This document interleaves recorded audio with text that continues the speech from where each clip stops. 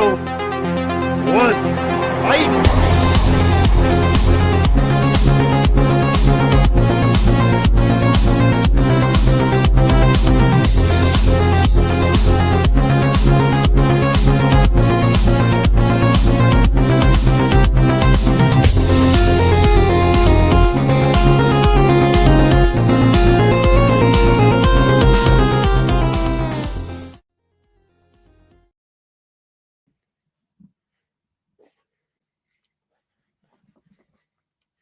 What's up, guys? Welcome to Tournament Fight.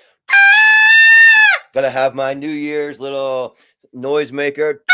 So we're celebrating the new year. I mean, it's not quite a new year, but it's close. And we're here to talk about the most anticipated movies, our most anticipated movies of 2025. We got a tournament of all the movies that we could fit in a tournament of 64.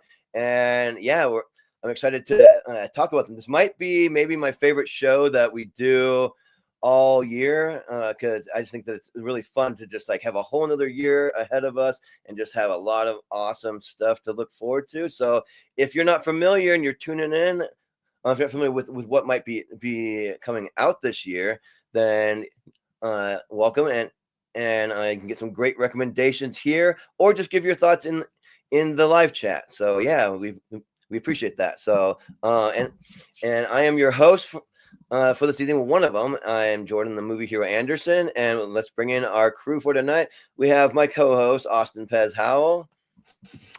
Thanks for that blower. All I'll say to that is sorry to anybody listening on earbuds or headphones like I was. It's kind of right by my promises he won't do that anymore. So thanks. Don't do that anymore. So yes, Jordan, I hate to say I'm sorry. I watched 0 movies for this tournament, so I hope I'll be okay and voting tonight. I didn't prep for this. You didn't even prep for this? I mean, come on. No. Jeez. No. Yeah. Mm-mm. I'll just say I watched about 50 trailers or however many were available, so yeah. I but think there's only also, like 10. There's not a lot of trailers for these movies. Yeah, maybe there wasn't that much, but also I'm not going to do it to everyone. I'm just saying I'm creating a little bit of my own party atmosphere. So I got 2 new Mountain Dews. I'm not going to try them out. I'm just saying. Oh no! There's a citrus cherry one. There's the citrus blackberry one. They're here. Probably the blackberry's better. So I'll just say that, and that's all I'm going to say. So they're both good. Blackberry's better. So, but let's bring in our next crew member for tonight. We got Malcolm Lay in the house. How's it going? I almost watched one movie for this, but I didn't get to the screening in time. But this should be a lot of fun, and yeah, I'm going to be the first person on the panel to hit the new year, because in about 9 hours I'll be in a different year from everyone else. Right. Yes. You'll be in the future. But well, you are in the future. But we also have joining us, we have Jordan Owens, Mr. JPO. How's it going? Hello there. Yes, for fun, I have the 2022 anticipated playing in the background. Same exact panel. We're still doing this 3 years later. We're keeping tradition without even realizing it. It's fine. I love it. Mm-hmm. Yep. It's a tradition, and these are the people that are really interested in talking about these anticipated movies. I do. So, I enjoy it. It's a good group. It's the one time a year we can talk about stuff that we don't know about yet. Like right now we're fighting over Bullet Train or Halloween Ends. Whoever said Halloween Ends was wrong. We didn't know. We didn't know. We didn't know. I mean, at that point, I had really liked the 2018 one. I loved Halloween Kills, so I was looking forward to it. High, and all you have is and it's not even a poster. I think Malcolm made the poster just to kind of give us an idea of what it was. So I don't know if it won or not, but I'm just saying, if anyone did say Halloween Ends, I don't blame you. Yeah, right. What happens this year? We'll see what happens. We'll see what happens this year. We'll see if any movies get pushed, because we've had winners of these things get pushed to a totally different year. So when you never know what can happen. So, but we'll bring in our next crew member. We got Richie Goodacre. He's also in the future. What's up? Yeah, it is New Year's Eve. I'm anybody watching in Brisbane, Australia, I'm available to do stuff. I mean, I'll be great at your party, so I'll just sit there on my phone doing, but yeah, no, glad to be here. even though my ears hurt now. No, it's fine. I had a hearty laugh just My before bad. I had a heart. I cheered myself up because with Malcolm accidentally flipping off JPO. That was very funny. I'm making my intro, and I just see Malcolm over here. Yeah, it's doing that. Yes. A subtle passive aggressive thing. Well, cool. And last but certainly not least, we have Mr. Chris Diaz. Hello. Chris. Not much. Excited to talk about 2025. I think this is my first time being on it.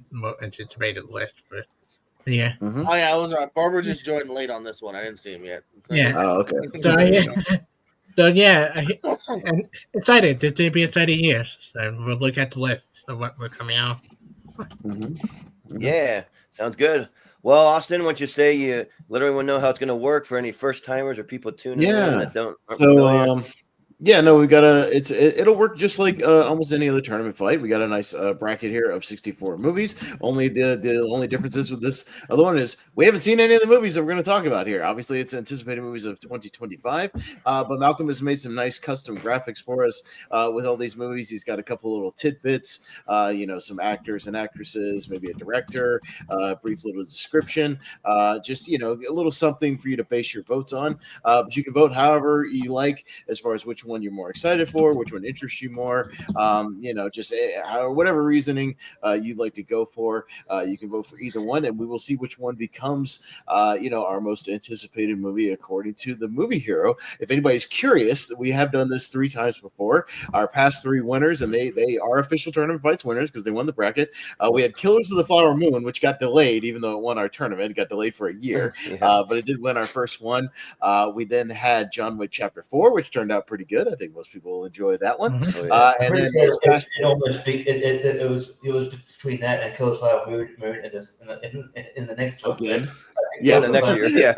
It made it pretty far. And then this past year, which again I think most people enjoyed, Furiosa was our most anticipated of this year, and that turned out pretty well also. So so those are kind of our past ones, and we'll see which one kind of fights through the bracket and makes it all the way to the end this time. And there's no seeding or anything. All the matchups are random by Malcolm, and that's just basically how it works. So we'll just kind of go through it, and again, whatever reasoning you like.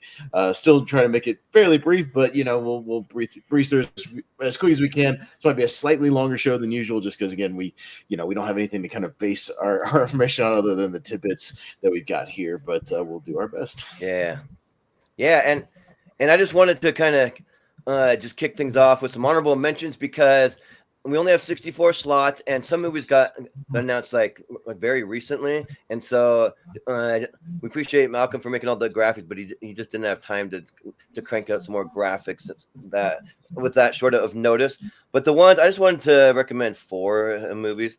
So I wanted to mention Anacondas because that's the Paul Rudd, Jack Black, Anaconda. So that looks like a ton of fun, and I wish it could be on here because it might be in my top 5 for most anticipated maybe.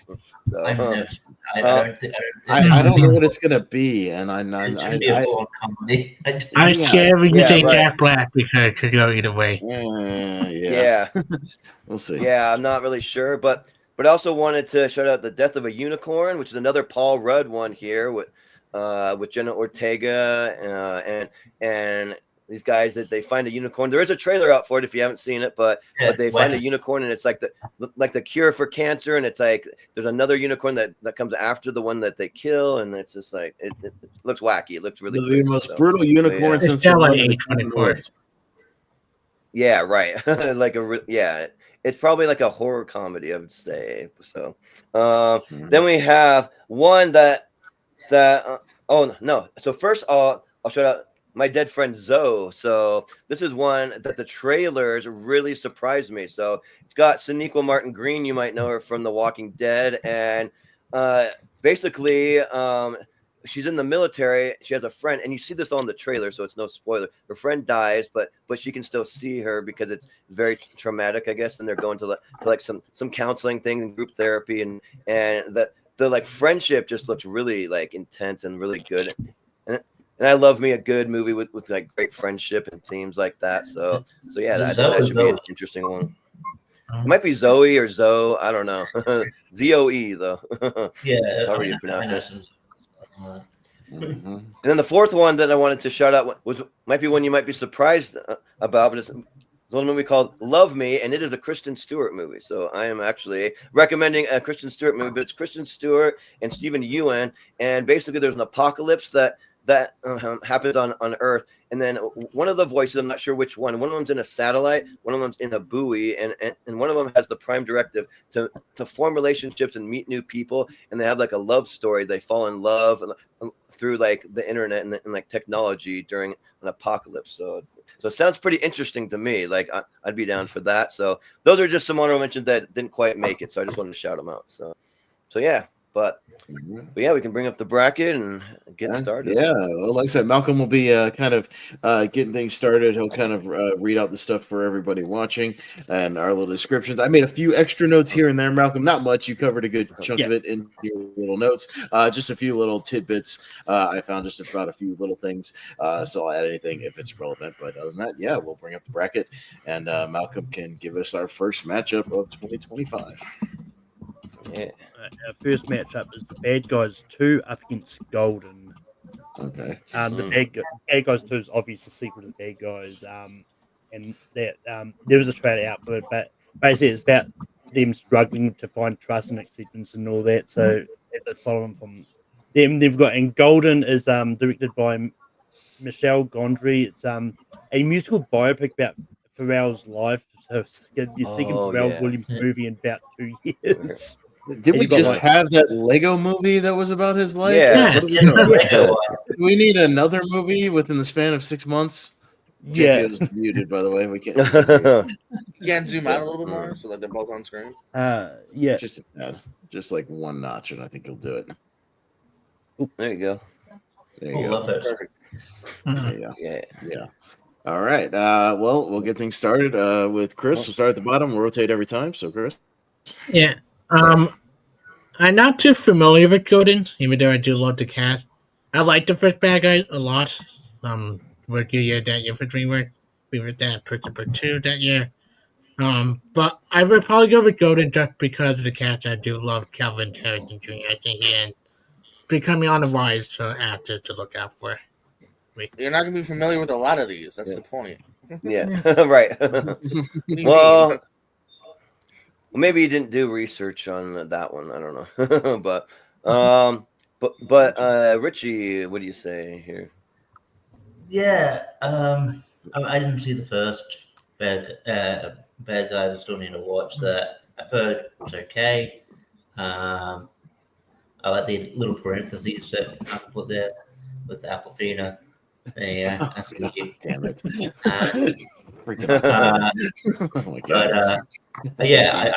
I think it's. I mean, it's a bit. It's a bit weird that they're doing two Pharrell biopics in like 6 months, but I don't know. Maybe there's more to tell. Maybe he had a very busy 6 months that you need to document. I don't know. But yeah, I like the cast. I'll go Golden. Why not? Yeah. Sounds good. JPO, what do you say? Yeah, pretty easy for me here. Bad Guys was fine. The first one, it's in that like Despicable Me category of like 3 stars if I'm being nice, and I can take it, leave it, and like go on with my day. Golden definitely intrigues me that much more here. This is the biopic I'll see. The other one didn't do much for me here. I'm more interested in a biopic like this. And Michelle Gondry, people. Anyone? Eternal Sunshine. Yeah, right. Yeah. I'm kind of obligated as the only person here that has seen Moon Indigo, his other film. So yeah. Yeah. I saw the Green Hornet. Does that count? No, Green Hornet. Be Kind Rewind. He's made other good films. That is a guy, by the way. Yeah. Yes. Yeah. Right. It is. Yeah. Malcolm, what do you say? Yeah. I don't know if Piece by Piece ever got released over in New Zealand or Australia, but I don't remember seeing it advertised anywhere. It got released here. Yeah. It must have just been really Christian. But yeah, I mean, I am really intrigued about Golden. Those the cast and directors does it for me. Like I like the first bad guys, and I'm definitely intrigued to see where it goes. But I'm also going to say Golden here. Yeah, sounds good. Austin, what do you got? I didn't see the first Bad Guys. That was like just when I skipped, and I mean even seeing the trailers for this new one, which I have seen, I'm like, and yeah, throwing Aquafina in there because she has to be apparently in every animated movie ever now, because that's what kids love is a 50-year-old smoker's voice. They just love that, and it's just so appealing. Look, no thanks. So yeah, I guess I'll go Golden here, but yeah, I didn't see Piece by Piece, and I have Regal Unlimited, and it came out for a week, and I skipped it. But I guess I'll go with that. It's not gonna make it very far though. Yeah, like I don't know what it is with people doing these like they want to be unique about their biopics, because there's another one we might talk about here that's a wacky out there biopic. Yeah, I never saw the first Bad Guys. I just didn't care. I mean, I'm a Sam Rockwell fan, but it just doesn't really do much for me. But maybe I'll watch with my nieces and nephews someday and get around to Bad Guys 2. Probably won't see it in theaters, but Golden, maybe. It just depends, because the Michelle Gondry of it all, that intrigues me, and the fact that it's a musical biopic, and like normally I wouldn't really like be into that, but there was a movie called Rocket Man that was a really good musical biopic. So if it's kind of like similar in that vibe, then like I might be up for it. So I mean, and even the cast doesn't really like do a lot. I mean, and Brian Tyree Henry, Mary J. Blige, I don't know, Missy Elliott. There's got a lot of music people in there. Janelle Monáe, she's probably the one that intrigued me the most. But I'll go Golden. Right. Clean sweep for Golden that we're all mad about. Yeah, right. Yeah. Right, I'm a level above man, for the record. Sure. We've got Love Hurts up against Karate Kid Legends. Love Hurts is a Jackie Kwan movie, like about this hitman, like whose past comes back to haunt him and all that. And Karate Kid Legends is the Jackie Chan and Ralph Macchio crossover sequel movie that's coming out next year. Apparently has Joshua Jackson in as well, that I found out when I was doing research on it. There you go. Hell yeah. Yeah. No, Charlie Conway. Why not? Yeah. Yeah, right. Richie. Yeah, obviously see Karate Kid Legends. A bit iffy about it. It's an interesting idea. I remember seeing the trailer to Love Hurts. It came out a few months ago. The trailer, and I'm intrigued. I like Icky Kwan, so hopefully as well as leading man, and sort of like love, sort of like a John Wickian sort of vibe to it, and it's good to see Reese Darby pop up in there, things again as well. I'm probably Ariana DeBose kind of needs to get, she was pretty bad in Craven, so hopefully she's good in this. Like she was shockingly bad in Craven. Just one in there. And I like Sean Astin.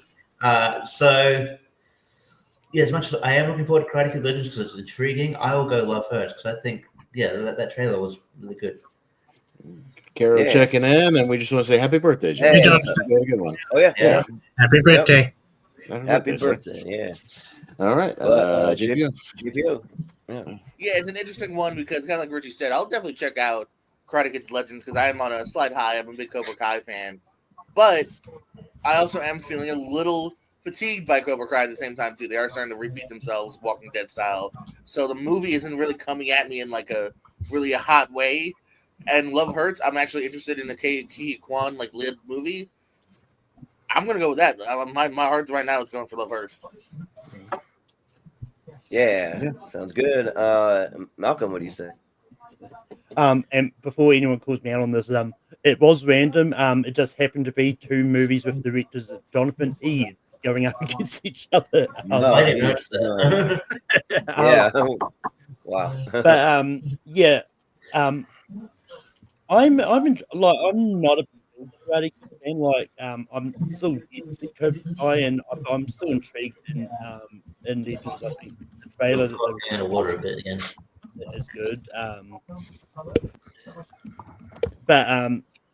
I'm really intrigued by Love Hurts because I think it's really good. And just from watching the trailer, it's one of those ones that is like it looks like it's one of those movies that Jackie Chan would have normally done, and so as it's kind of intrigued that Kiki Kwan's going to like sort of kind of becoming the new Jackie Chan in a way. So I'm also going to go Love Hurts. Yeah, sounds good. Austin, what do you say? Yeah, no, two better ones that I'll definitely see both in the theaters. Yeah, I haven't finished that Cobra Kai yet. I know they're still got like part 3 coming out or whatever, but I'll get to it. The trailer intrigued me. I didn't know how they would kind of pull it off, but I like it. I can dig it. Love Hurts intrigued me too, but I'll give a vote to Karate Kid Legends just to keep it interesting.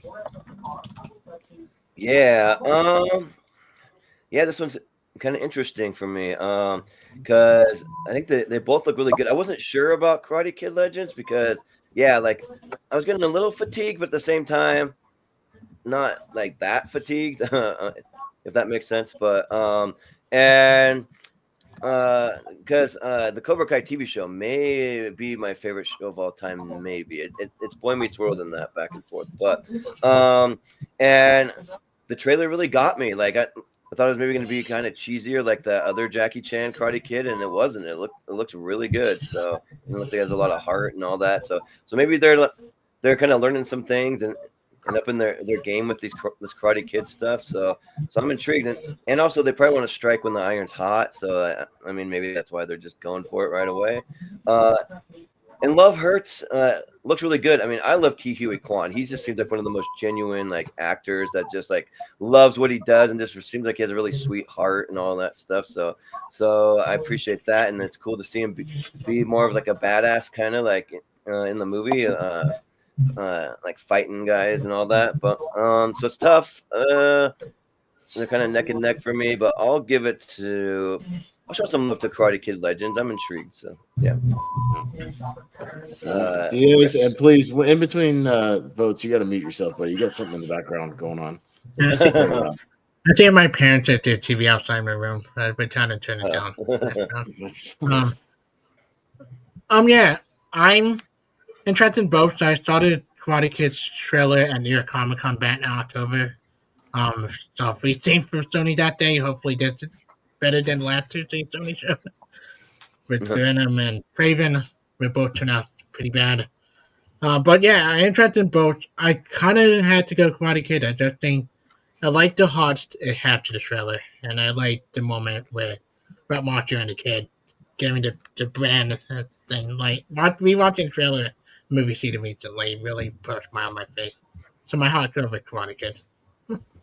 All right, so it's a tie, and it's a tie, and we start at the bottom, and we rotate the tiebreaker. So Diaz, I'm assuming he's going to stick with Karate Kid. Yeah, Karate Kid. Sorry, TK Kwan is Karate Kid. All right, yeah. There you go. All right. Yeah. Next up, we've got Wolfman, which is the biopic about Wolfman. No, it's the remake of the classic monster movie Wolfman, up against the Smashing Machine, which is the biopic about the MMA fighter Mark Kerr, starring Dwayne The Rock and Emily Blunt. All right, JPO. It'll be a tough matchup here. Yeah, not for me. But no, I'm favored first. Yeah, I've been intrigued by Wolfman. I like the director. Actually, the Ghost Rabbit's pretty good too. But Safdie so far has made some really good films, and it's The Rock looking like he's actually trying to do like a really good character piece. Like, holy shit, this is what we've been missing from The Rock for a while now. So yeah. I'm really hoping this like turns shit around. I'm gonna go Smash Machine. Okay. Yeah. Sounds good. Malcolm, what do you got? Yeah, I know it's hard to tell in the picture there, but it's like the picture that's come out of there with The Rock looking a lot different to what he normally does. Is definitely intriguing. And yeah, I am interested in Wolfman. I think it's looks really good, but no, I'm kind of really intrigued by the Smashing Machine, and it'll be good to see it like a different type of Rock movie than what he normally does. So the Smashing Machine gets the vote. Yeah, Austin. Yeah, I mean, the Wolfman looks fun, and I'm definitely going to be there, opening weekend to watch it. And then Lee Winnell, I'm there every time he directs something. But the one I'm kind of more intrigued by and more anticipating is to finally maybe get something different from Dwayne Johnson. I feel like he's kind of been playing a lot of the same characters over and over again, and a lot of kind of bland characters, and get him under the direction of Benny Safdie, who did Uncut Gems and Good Times with Robert Pattinson. Like I know we can get a good performance out of him, and I'm kind of more anticipating like this, a really good dramatic turn for The Rock. So I'm really interested in Smash Machine, so I'll go with that. Yeah, this one's a little closer for me because Lee Wanell, I'm a big fan. He's like my Insidious guy. I'm a big fan of parts of that franchise, but the first one especially, it's like one of my all-time favorite horror movies. But yeah, I mean, the Smashing Machine, especially having Benny Safdie on board, like that is a big one. Emily Blunt is in there, so, and yeah, Dwayne Johnson doing something different, which I hope it really works out for him. So I'll go with the Smashing Machine, I think. Yeah. Okay. Yeah. Chris? I might be in a little wolf here. I'm much interested in Smash Machine. I love Benny Ryder, especially for Good Time and Uncut Gem. Lee Wanell gave me two great back-to-back movies with Upgrade and Invisible Man. I had to go with Wolfman. I loved the idea. I love Joey Gardner. We have been on a good trend with, horror remake with The Invisible Man and Nosferatu recently, so I had to go with Wolfman. Mm-hmm. Yeah, sounds good. And Richie, what do you say? Yeah, I love Lee Wanell, good old Australian boy, so I always shout him out. And Wolfman looks intriguing. The general release date's comes a bit of pause, but I don't think it's January's dumping ground it used to be, but sometimes it is. So yeah, but I'm still looking forward to the movie. I think it's going to be great. But yeah, I'm looking forward to The Rock kind of doing a like full-on serious role. See if he can see if he can tackle it. Sort of Tommy looking forward to him doing this for a while. Because I do believe he probably has it in him. I just think he sort of got comfortable. And I would too. To be honest, if you're going to make all that money, you would. And it's the second time Rock and Emily Blunt are teaming up as well. So I'll go. It's close, but I'll go the Smashing Machine.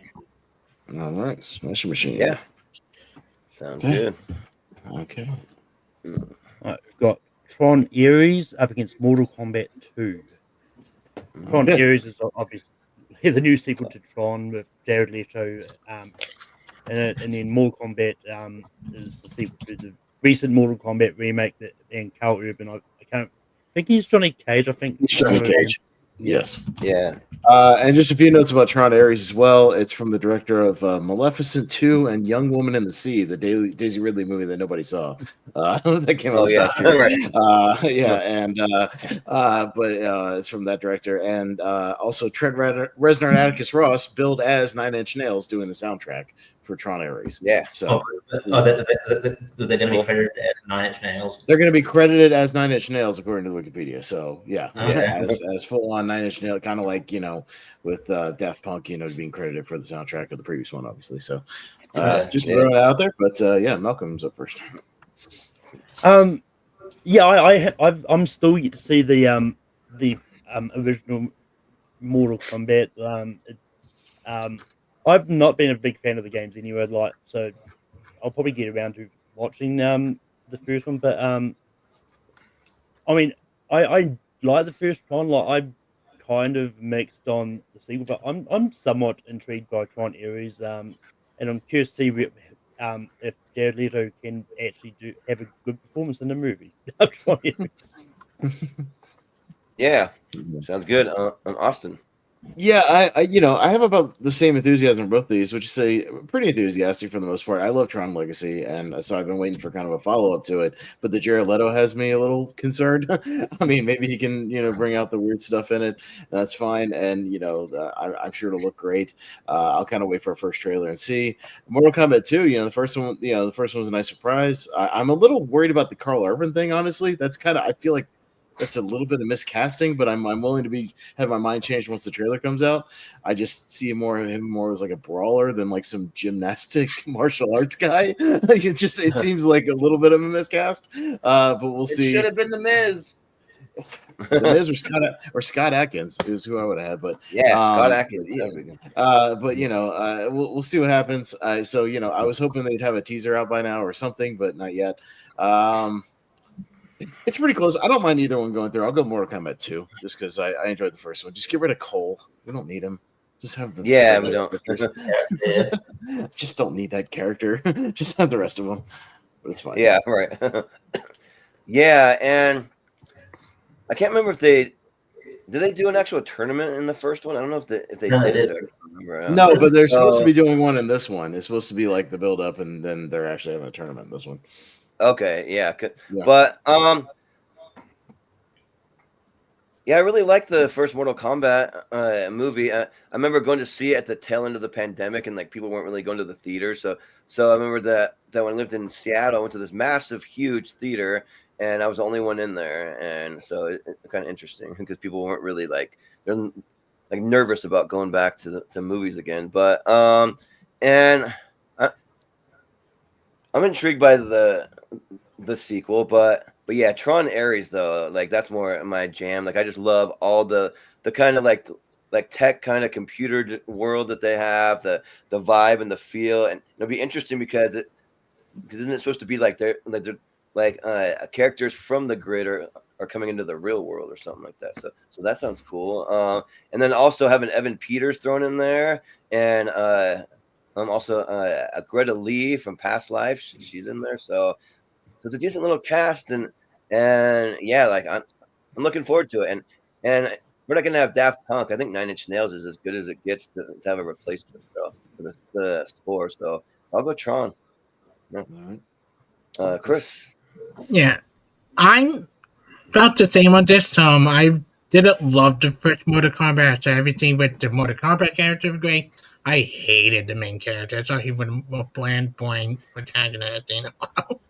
But I like Tron Legacy. I love the first one more. But as someone who the only people in the world that saw Young Women and see, I do like the director a lot. He had one bad movie, but the other couple of things he does been pretty decent. I would go with Tron Ares, despite Jared Leto kind of had me a fee, just like the matching universe thing had me a fee for him being that. Yeah. Well, Richie, what do you say? Did you say you like everything but the Mortal Kombat character? Mortal Kombat is just... No, I like everything about the Mortal Kombat movie with the Mortal Kombat character. I hated the main protagonist. Okay, yeah. Oh, young. Yeah. Yeah, from watching this, I absolutely loved the first Mortal Kombat. I thought it was dumb and everything I wanted Mortal Kombat movie to be. Josh Lawson kills it as Kano, and he's coming back as like a Kano the sort of regeneration of Kano 2.0 or whatever. So I'm looking forward to that a lot. Yeah, probably the next step down was Cole. I think I don't know. I don't mind new characters coming in, but he was just a whiny bitch. I feel like maybe they got Carl Urban, but also I know he's like in Hollywood now, but a lot of these actors in Mortal Kombat are sort of Australian, New Zealand. So he needs New Zealand, even though it's like, hey, we can get him because he's more likely to do these sort of movies. He's around, he could be around that area. I don't know. I feel like it was more easy to get him than maybe someone, like a Scott Atkins. Or even like I don't know, Miz or whatever. Which, yeah, I don't know. That's not who I'd cast, but who knows? We've ragged on casting before, and it's been great. So I haven't really. I like Tron Legacy. I'm not as high on it as a lot of you guys are, but I liked it, so I'm looking forward to Tron Ares. But yeah, not as much as I'm looking forward to Mortal Kombat 2. So I'll go Mortal Kombat 2. Okay. Yeah, sounds good. JPO, what do you say? Yeah, this is a tough one because this is one of those good tournament matches where not much is known or seen about Tron yet. So it has definitely potential. I got to go Mortal Kombat 2 though because I did enjoy the first one here, so I do kind of want to step back into that world. Finally get to the tournament, see how I do agree. Carl Urban kind of took me back for a second. Not that I don't love Carl Urban, I just know if I saw him as someone I would have positioned for this type of role, but. Mortal Kombat will definitely still get my vote. I still want to see how it turns out. I've been waiting for this. I was hoping it would come out sooner. Yeah. All right. So we got another tie, and it goes to Richie. Mortal Kombat. All right. Fatality. Combat. Mission Yep. Impossible. This is it. This is it. Up against Superman. Oh, shit. Come on. Damn it. And we all wonder why couldn't one of these go up against like the bad guys or Golden? Would make it a lot easier. Yeah. Holy Jeez. shit. Oh boy. All right. I gotta go first. God damn it. Here's gonna be my nitpicky reason for this is that I am loving everything about this Mission Impossible franchise, and if they can stick this landing here, which I think they will, I'm almost ready to declare Mission Impossible the best action franchise ever made. Period. Especially if they can hit this landing. And the trailer looks good. It looks just as bonkers as everything else. The Superman, I'm not all in on it yet. I saw some intriguing stuff with the trailer. Man, there's a lot riding on that damn movie. If that movie fails, boy, there goes the new DC universe with it. So I don't like the fact there's about 90 characters in the movie. That kind of gives me a little, moment of pause. I got to go Mission Impossible here because the Superman, I'm going in with cautious optimism. Mission Impossible, I'm going in with very high expectations. So yeah. Yeah. It is kind of close for me too. Both had awesome trailers, by the way, but I think that the Mission Impossible trailer hooked me. Like I probably watched that trailer probably about a dozen times already. That is just so good, and just like the whole build up and like flashing back to all like moments from the whole franchise, and then having Henry Czerny like being the narrator, and then they talk about some sacrifices. Like I think that the Ving Rhames character that. Like he might make a sacrifice maybe, and he might not make it out of this one. I don't know, and yeah, like I think they're gonna stick the landing. They stuck the landing on every single Mission Impossible except maybe 2 didn't totally, but I don't think it's the worst movie like ever made. It's just like not like a great Mission Impossible movie, but like it's still a good action movie. But and Superman, yeah, there's a lot of characters. I'm with you there, Austin, because yeah, you got like Hot Girl in there. You got like Guy Gardner, the Green Lantern. You got Rick Flag. They're doing a lot of stuff. I don't know. So we'll see. It's like they're doing a lot of setup. Which I mean, just set up your movie, and like you don't have to set up the whole universe yet. But I don't know. But I'll go with Mission Impossible because like spoiler, it's my number 1 most anticipated movie of the year. So I'm going with that. But Chris, what do you say? I hate that matchup so much because this is my top 5 of more anticipated movie next year. Both of them. I had just because of trailer alone. I watched it about 10 times in one day. Superman. That's the music, the imagery, Nicholas Hoult and Lex Luthor, like perfect freaking casting right there. And I just get good hope, and James Gunn is such a great director. Like, the radio's not off strong. Not a lot of people watch the Creature Commander show yet, but it is pretty good. So I have hope that DC does well because I'm liking what he's been giving so far. But yeah, it's Superman. I love Mission Impossible, but Superman just got me more excited when we watched the trailer. Crypto. We finally seen Crypto on the screen. Yeah. Superman. Yeah, technically we saw him in animated form in like that animated League movie, of like Super Pets. the DC. Yeah, the League of Super Pets. That's what it was. Yeah, but not a bad movie. Yeah, but Richie, what do you say? Yeah, if Superman gets bad reviews, it would be interesting because I'm pretty sure they're filming Supergirl right after this. Supergirl with Haley Alcock, who's an Australian chick from House of Dragon. She's Wonder Woman. Wonder Woman, Supergirl. But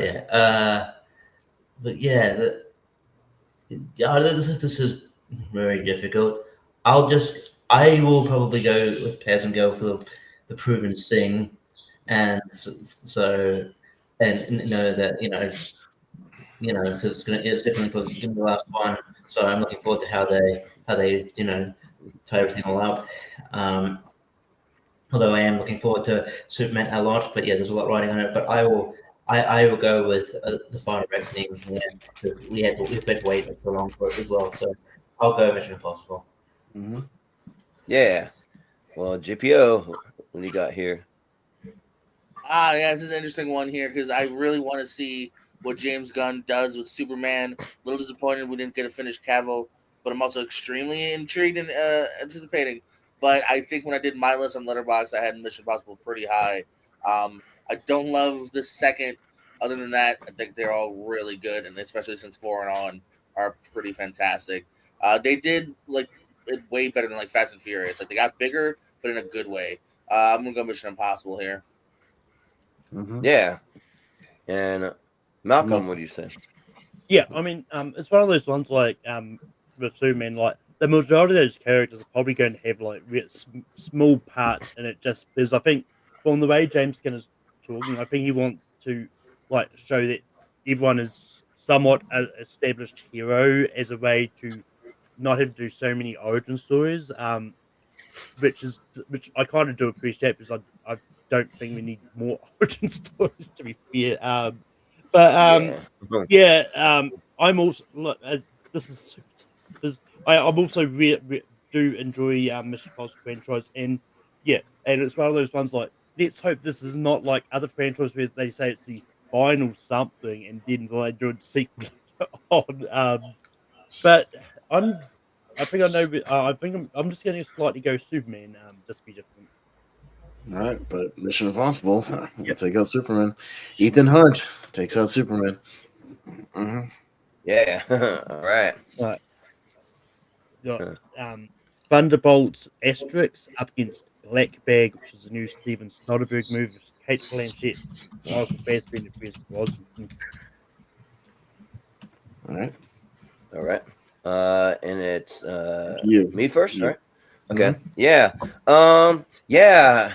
So out of the Marvel movies coming out this year, I'm actually looking forward to Thunderbolts more than Captain America and the new one and all that, because I've heard some like not so good things about the filming of Captain America. They're going back for more reshoots, and it's like the third time, and because it didn't test well with test audiences. So, but Thunderbolts looks intriguing. Like I really dig the cast, especially like the Florence Pugh character, the David Harbour. Like he's fun being like the Russian captain, like Captain Russia. That's not his name, but he's like that equivalent to Captain America. But yeah, like I think it looks like a good time, and you got some familiar faces. Bucky's in there, and you see a few people that you recognize. So I think that looks fun. And Black Bag also looks really good. Like I really dig Steven Soderbergh because almost every movie that he does is like different and intriguing, and like just like he does a lot of different genres. So I'm always down just for his name alone. I'll go see almost anything that he does. So it's close, but like I'm more the comic book guy around here, and like I'm in the minority. I actually liked Black Widow. I didn't like love it, but I probably liked it more than most people. I give it like a 7 out of 10 for me. But so I'll give it to Thunderbolts. Yeah. But Chris, what do you say? So I haven't seen the trailer for Black Bag yet. I know the trailer been out for it, but even though when I read it, it sounded like a sequel to the show Fassbender is on TV, The Agency, playing the almost same similar storyline. Yeah, true. Like, yeah, it's a good show, but I had to go Thunderbolt. The trailer made me laugh. I love David Harbour. I love Florence Pugh, and I can't wait to see that tree on screen. Like Thunderbolt for me. Yeah, sounds good. Richie, what do you say? It's hard because I want to be more intrigued by Thunderbolts, but like MCU've just been delivering like sort of, like just average for a while now, to the point where I'm like, oh well, yeah, and I think there's just less writing on Black Bag. I mean, and Steven Soderbergh, but although I'd say that Steven Soderbergh has a decent output, and that cast looks great. I haven't actually had a chance to see the trailer, but yeah, I'm intrigued. So like, I don't know, might be in the minority here, but I'll go Black Bag. It looks interesting from that synopsis. Yeah. JPO, what you got here? Oh no, I gotta go Thunderbolts here. I did enjoy the trailer here. I like Soderbergh. Plot doesn't totally win me over from what I've seen of Thunderbolts. So Thunderbolts. Yeah. Malcolm, what do you say? Yeah, I haven't got around to seeing the trailer for Black Bag actually. But in just reading the premise, it kind of sounds like it's a remake of Mr. and Mrs. Smith in a way. But I mean, it probably is nothing. It's not. Like it. It's not anything like it at all. Yeah. Well, yeah, no, Yeah, it's just the whole husband and wife on opposite sides sort of thing. Mhm. That's what I was getting. Yeah. But yeah, like I enjoyed the trailers, and according to the director, the asterisk means something, which probably means it's going to become Dark Avengers after the movie. I don't know. But I am kind of intrigued with that they're finally introducing adamantium into the MCU as well. But I'm gonna go Thunderbolts. Yeah. Austin, what do you say? I'm kind of like Richie. I have zero interest in MCU shit right now. Like they have just absolutely put out nothing but like forgettable trash the last like several years, and I have zero interest in almost anything they have going forward. A Thunderbolts movie, like what are we doing? You're doing this instead of like something with X-Men, which you've been sitting on for 5 years now. Like what are you doing?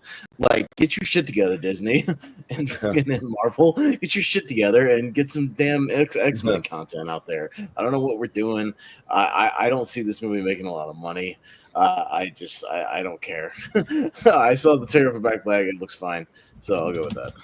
But Thunderbolts. Yeah. Sure.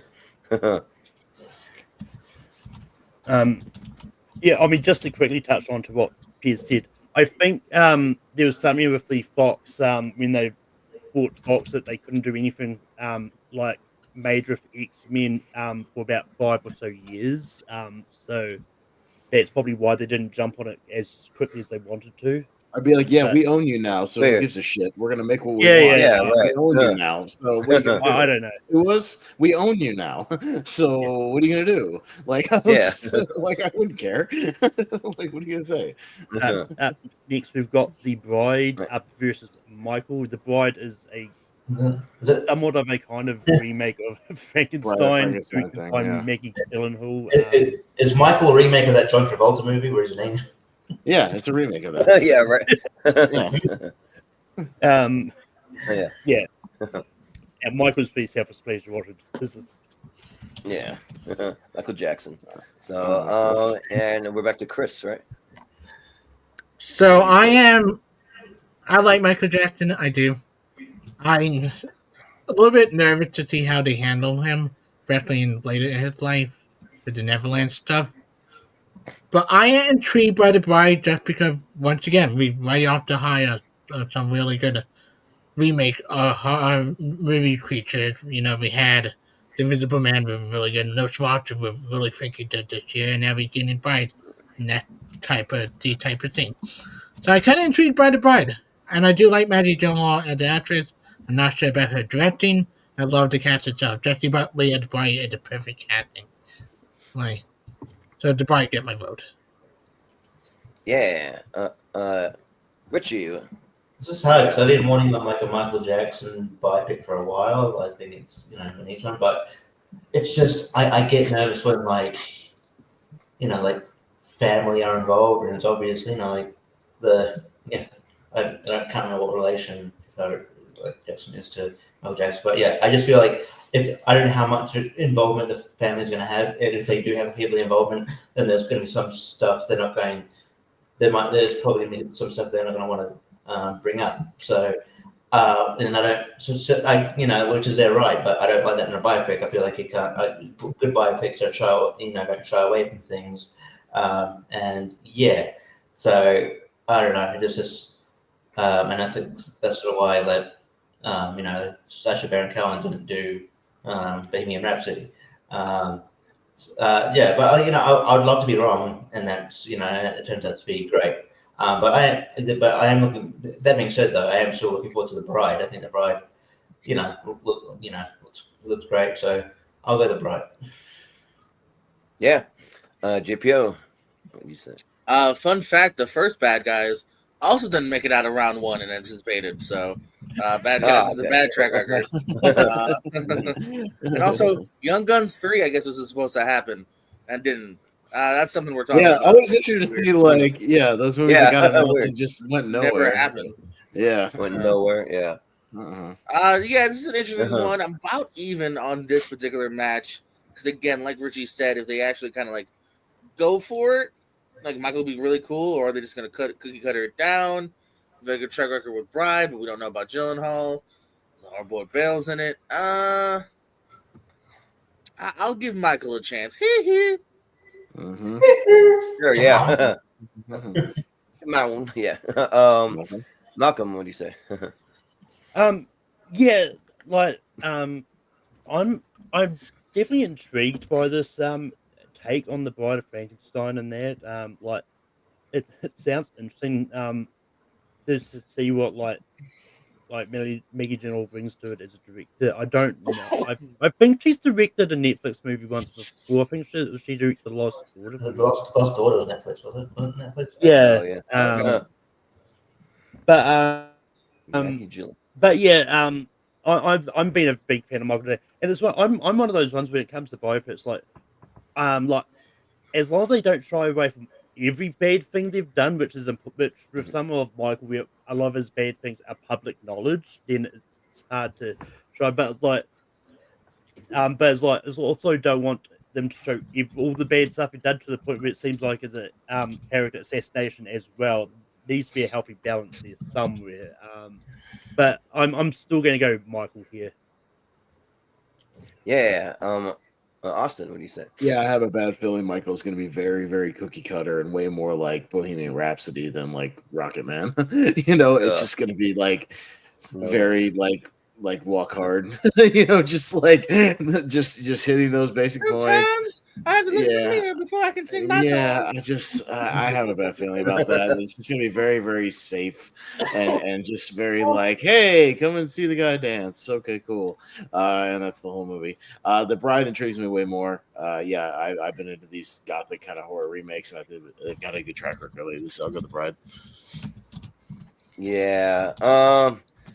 Yeah, I'm worried about Michael also. Like I just don't know, because when you have his little, literally his son playing Michael Jackson, like it just like makes me nervous that they're not going to go anywhere. That like everyone wants to see. We want to get to the bottom of like certain things, or like see it depicted on screen of like what happened at the Neverland Ranch, like what happened with his drug use and his doctors and like around and like different things like that. So. I don't know, and I'm not sure if it's just covering his whole life or just like a period or I don't know. But it seems like his whole life. I just have a feeling they're gonna yada yada yada a lot of the later stuff. Right.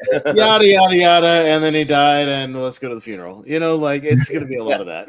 Yeah, just have a bad feeling. Or show, because they have Coleman Domingo playing his dad Joe Jackson and how abusive he was to him and all that. Like I hope they just show some of that. I don't know, but and then The Bride actually sounds really intriguing. Like I am definitely down to see the Bride. I mean, Christian Bale, Jake Gyllenhaal. I mean, it sounds like a great cast, and yeah, like we haven't really had like. I mean, we have had Frankenstein ones that aren't good. So I hope this is a good one. So yeah, so I'll vote for The Bride. All right, The Bride. Oh yeah, he went. Chris. Oh yeah, Chris. Yeah, that's right. Chris went first. Yeah, I went first. Okay. I'm gonna say. Yeah. And it was The Lost Daughter with the movie you guys were thinking of with Maggie Gyllenhaal directing. Yeah. Okay. Mm-hmm. So it's The Bride, right? The Bride one. Yep. Just wait for Malcolm. Okay. Yeah. He's muted. We can't hear him. Oh. There we go. Oh yeah. So Jonathan Caro said he just saw the Bob Marley biopic last night, and he already forgot about it. Which that movie was so cookie cutter and boring, like not good. So I watched it recently too. It's like it's a movie where like not a lot happens. It's like no tension happens until like the end. Like even when he gets like shot, spoilers, he gets shot. They just like within like 10 minutes it's fine. That's fine. Yeah, right. Yeah, weird. Malcolm, you're muted, by the way. We can't. If you're talking, we can't hear you at all. Yeah, you've been muted for the last 30 seconds. Yeah, I was aware everything kind of glitched out on me. That's what I was trying to. Oh, okay. Yeah, it was like you were a little glitchy for a second. Yeah, I think you're good now. Got Final Destination Bloodlines. I think dog. Dog man. Is anybody voting for Dog Man, or can we just pass through Final Destination? I mean, I don't. I vaguely know what Dogman is because I think I remember seeing the books or something. Yeah. And I know what it. Yeah, it's based on a book, but yeah, fuck it. Yeah, and as much as I don't like the title, I'm looking forward to the movie. Yeah, we don't need another Bloodlines horror movie, but Final Destination, I'm looking forward to. Yeah, DreamWorks, go back to making good stuff. He filmed stuff for it before he died, so it finished before he passed away. Yeah, he's making it. Mm-hmm. But to be fair, I did watch the Dogman trailer, and essentially it's like there's a dog and a man, and then I think the man dies, and so they put the head of the dog on the man, and it becomes one guy or something. It's kind of weird. It's part of the same people who did Captain Underpants. It's not going to be good. Yeah, it becomes a literal dog man. Yeah. Hey, it's got two of my favorite people in movies: Pete Davidson and Little Ray. Pass. All right. Pass. Yeah. Right. All right. Great. I wonder if they're going to cast Roman Reigns in Final Destination Bloodlines.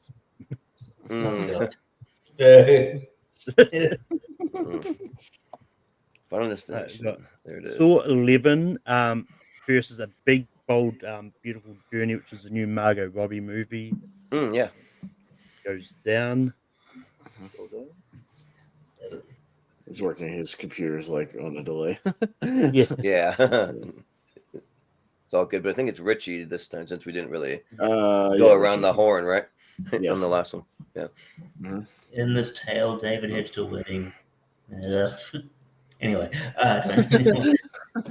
Yeah. It's all about the meet. It's all about the meet cute and they have a relationship. Okay, great. It's Colin Farrell. Right. I'm sure it might be all right. I don't know. The director's only got one name, Kogong. It sounds like they're on a road trip together. Is what it sounds like. But yeah, I'm looking forward to Saw 11. Saw 10 ruled. And Saw 11 was supposed to come out this year, didn't. And so, but yeah, Saw 11 looks great. So, Saw 11 for sure. I think it's gonna be great. Yeah, sounds good. JPO. Tournament Fights update from 3 years ago. We're talking Legally Blonde 3, which does not exist. And holy shit, did Pet Sematary get delayed? We talked Pet Sematary earlier. That came out 2 months ago. Yeah. Holy shit, did they sit on that movie? But I'm not as convinced as Richie. I like Saw 10. I was definitely a step above, but not something I jizzed that much over. It's a little jizz. Why do I do things like that? Anywho, I can see the soft in me liking a big bold journey, but I'll go Saw 11 for now. Tobin Bell's still in it? What the fuck? Is it another prequel? What are we doing here? What's the timeline? I guess it's still going to be around the same time as the 10th one, so I don't know. Well, he's going to live. Cool. Yeah. Well, no, I was just going to add. I think it's I'm only assuming Tobin Bell's going to be in it. I don't think it's 100% confirmed yet. I just put. I thought it was pretty confirmed he's going to come. Yeah. Because I think from what I've heard, it's going to maybe fill in some more gaps in between. It's not after the final. It's not after proceeding the final after the final chapter or anything like that. I'm pretty sure it's after 10. Yeah. So yeah. Final chapter. He's very dead by then. I know. I'm just saying that he's not dead. Unless it's another case of it's going to be the actual traps are going to be set in the thing, but you're going to see flashbacks to the connection. Yeah, this is a flashback thing. Yeah, well, we'll see. I guess. But I mean, I am really intrigued by big, bold, beautiful journey. It does sound interesting, and I'm kind of a sucker for those kind of romance movies. And the directors also directed After Yang and Columbus. So there was other 2 movies that he did. But I'm a Saw guy. I'm voting Saw 11 easily. Mhm. He's a one-name director, Cognata or what? Cognata, yeah. Mhm. But Austin, what do you say? No, I'm sure Big Bold Beautiful Journey will be a perfectly fine movie with some good performances. I'm sure I'll see it. But yeah, Malcolm knows I'm a Saw guy as well. I mean, I wasn't in the Saw exhibition with him for nothing over on John Marr's channel, so I'm a big fan. So yeah, and especially after Saw X, and I love Kevin Grader. I think he's one of the better directors of the franchise. So yeah, no, give me some more Saw. Yeah. Yeah. You know me, I am not a Saw guy, so I have not seen very many of those movies. I've seen a couple, but and they're all right for me. But yeah, I think a big, bold, beautiful journey sounds intriguing. I just don't know why they had to make the title a tongue twister, a big, bold, beautiful journey.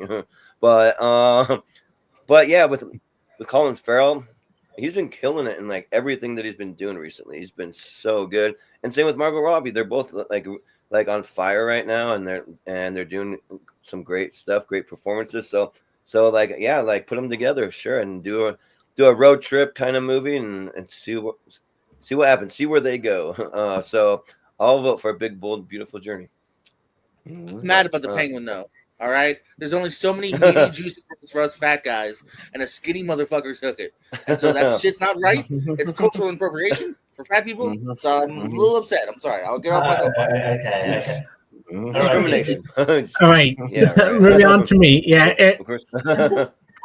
It's Richie's like just you as guys- pissed about people that aren't actually in wheelchairs playing people in wheelchairs. Right? Don't you get what I mean? That's right. Yeah. Beautiful. What's that one with Amelia Clark and then what's his face? Brian Cranston, Anyone but you? and Kevin Hart Yeah. in the damn wheelchair. That should have been you and Kevin Hart, Richie. Yeah. Patrick Stewart next time. All right. Yeah. We all found a penguin and whatever the fuck that anyone but you movie was. It's Saw. Yeah. It's Saw 11. I've been hearing it might not be coming out this coming year, but I hope it does because Saw 10 was fantastic, and that mid credit scene get me excited for Saw 11. Like that thing, like maybe what else? Right, because the one girl did survive that she might want revenge on him, the one that was trapped in that building. But yeah, they leave that open. They usually kill off all the people. Usually a victim, but. Yeah, I go with Saw 11. I was excited by the other one, but then I learned that the same director did the first 2 episodes of The Acolyte. No, thank you. Just Saw 11. Oh, that's what he did. Okay. Yeah. It's given Yeah. Kurtzard made but that's Yeah. All But right, so yeah. You know another movie that will come up on that what we anticipated 2022 one that never came out, the Last Train to New York, which I looked it up recently. which still hasn't come out. Yeah, I looked it up still is not recently, out. and it got taken. The release date got taken over by Evil Dead Rise, and then it's just wiped up the slate. I was like, okay. Yeah. But we've got Zootopia 2 versus Naked Gun sequel remake. I'm not too sure what it It's a remake. is. But Yeah. No, it's a legacy sequel. He's playing Frank Oh, Drebin's kid. yeah, that's what I mean. Yeah. Yeah, that's right. Yeah. If Leslie Nielsen's character exists, it's technically like a Sequel. sequel. Well, yeah, but even in canon, okay, let's play this out. He didn't have a kid in 1993 when the final one came out, but Liam Neeson's in his 50s, and this Hey, movie's 30 years it's the later. Naked Gun series. I know. Don't put Are too we much logic pretending behind like this. Liam Neeson is like 30 Yeah, right. years old? Like, what are we doing? Also, who He's knows done if he all knew From he the had old a series.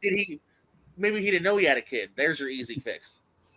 Maybe. Yeah. He's done a lot of drugs, and he's actually 30. I also think we're truly putting in more thought than the screenwriter did.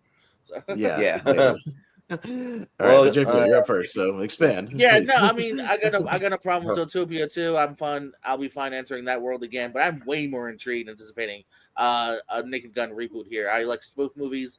Liam Neeson kind of seems like a fun, maybe perfect casting. Again, Leslie Nielsen he was a dramatic actor that was so good because he played it kind of straight for the most part. I think Nielsen's good. And hey, look at the poster, or not the poster, but Malcolm's thing. 2 more wrestlers, Paul Walter Hauser and Cody Rhodes. You're telling me I'm not anticipating this? Come on. So, and Akiva Schaffer too gets me excited. Everything about this reads, fingers crossed, it ends up being pretty good. Mm-hmm. Yeah. Malcolm, what are you going for? Kiki Kwan's going to be busy. The next episode is the second Kiki Kwan movie with Zootopia 2. And he's got one more. He's got one more coming up. I did like Zootopia 2. I like the first Zootopia. Obviously, haven't seen the second. You liked it? Yeah, have you seen it? But I'm intrigued to get that back. Yeah, but I'm probably more intrigued by whatever this Naked Gun movie is going to be, because just having Liam Neeson and it is intriguing, because I'm like Liam Neeson doing something different from just a generic action movie number 50, whatever he's up to at this point. Hey, Chris Scott thinks those are all 5 out of 5 pluses, so you put some respect on those movies. Hey, he loves every generic Liam Neeson movie. Yeah. Put a gun to all of your heads. Tell me his last 3 generic action movies. Go. Retribution. The Ice Road was one, maybe. Yeah, right. I mean, come on. I don't know the others. Retribution, Innocent Incident, and Deluxe. Yeah, they're like Steven Seagal titles. Nobody cares. You got one on a plane. Innocent Incident wasn't that bad, but the other ones were. Anyway, I'm going to vote Naked Gun here. Yeah. Yeah. Austin? Yeah, Zootopia is fine. I mean, I didn't mind it. I thought there was some good voice work there. But yeah, I mean, this Naked Gun thing intrigues me, whatever it is. Akiva Schaffer, I forgot he was directing it. I mean, he did Pop Star and Hot Rod. Like, I like those movies. Yeah. And they have that silly factor, which I'm fine with. Pop Star is basically almost like a parody movie, of like some kind of, like almost like a music biopic, kind of like Walk Hard. And if they can play it like an old school 80s or 90s parody film, like those other ones, and have that same tone, like with the visual gags too and all the deadpan lines, like I'm down. It'd be refreshing to see something like that in the world of Friedberg and Seltzer fucking garbage. So if we can get something more in line with the old school stuff, I'm with it. So I'll go Naked Gun. Yeah, why not? Yeah. I just don't care about Zootopia. I don't like I don't get it, like even the small amount of hype that it has around it, because I went to ranker.com because I just like to get a feel of like what the fans are voting for sometimes. So I check that site out a lot, and they had Zootopia 2 as their number 1 most anticipated movie for 2025 on there. I'm like, what are we doing? Yeah, I'm just like, really? So, and I definitely downvoted that, but the Naked Gun, I'm intrigued. I mean, could be a hit, could be a total miss. Like we don't know yet. Like I kind of want to wait and see a trailer for it, but definitely have more interest in it than Zootopia anything. So I'll vote for the Naked Gun. Mm-hmm. Chris? Well, Chris? Yeah, I've been hoping for Liam Neeson to go back to comedy, like not like Million Way to Die in the Wet, but like Love Actually, like a couple of like good decent comedies. Like I had good combat because I did like on and Land of Saints from this year. I probably would go with that. I like Zootopia a lot, the first one, but I've been so burnt out by the Disney sequel. Moana 2 were not good.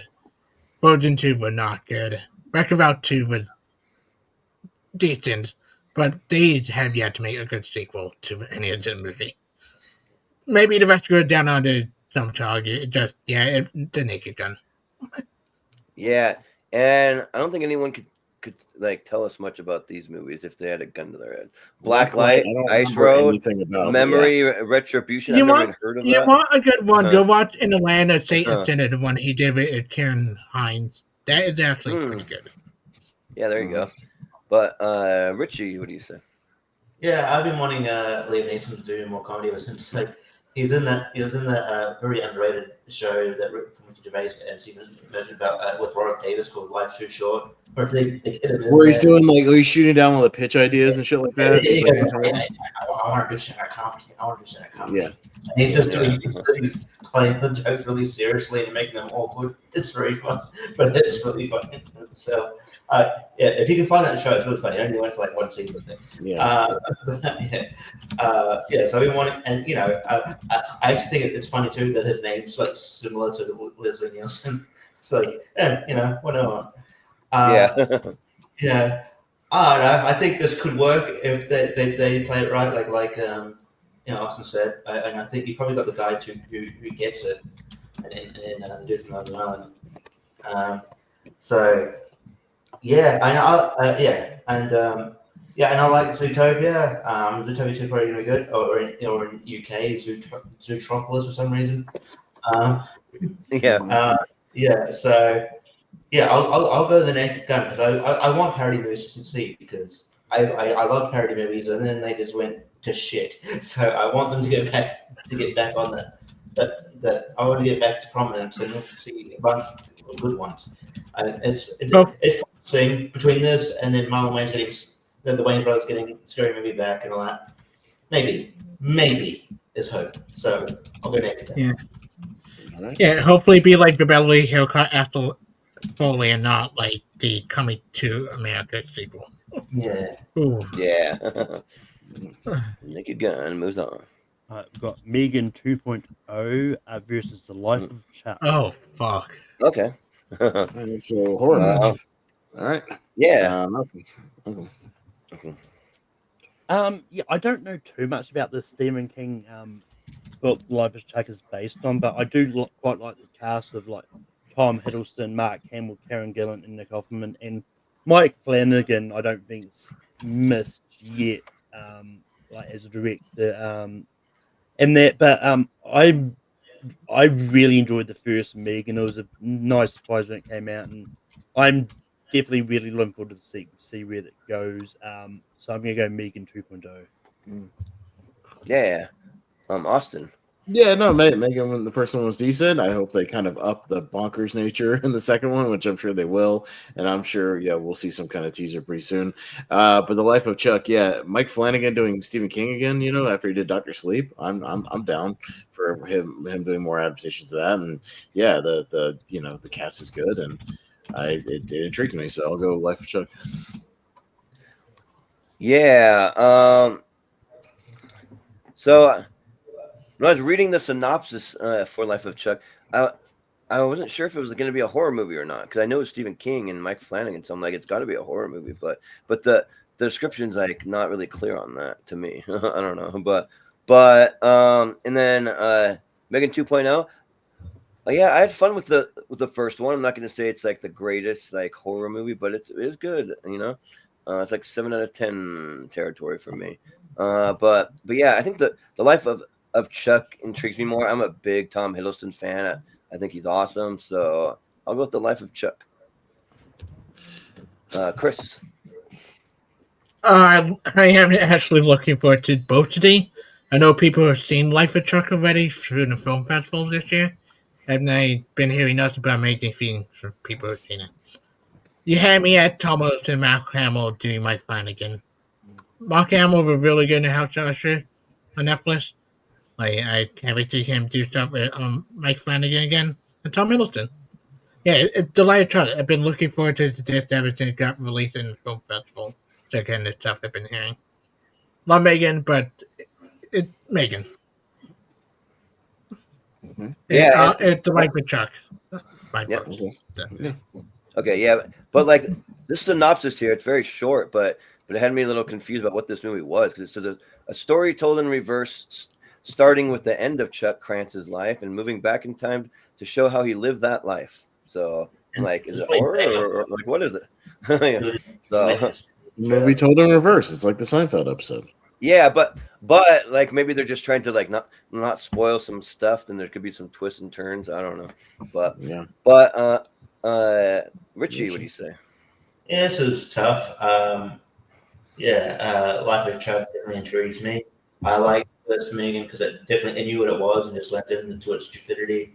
And when Ronnie Chang is in the first one, it's like texting him as I was watching it. I thought that was fun. But and I just like I just like how they just lent in the stupidity of the people. My favorite one was when she was just singing Titanium by Sia. Just randomly.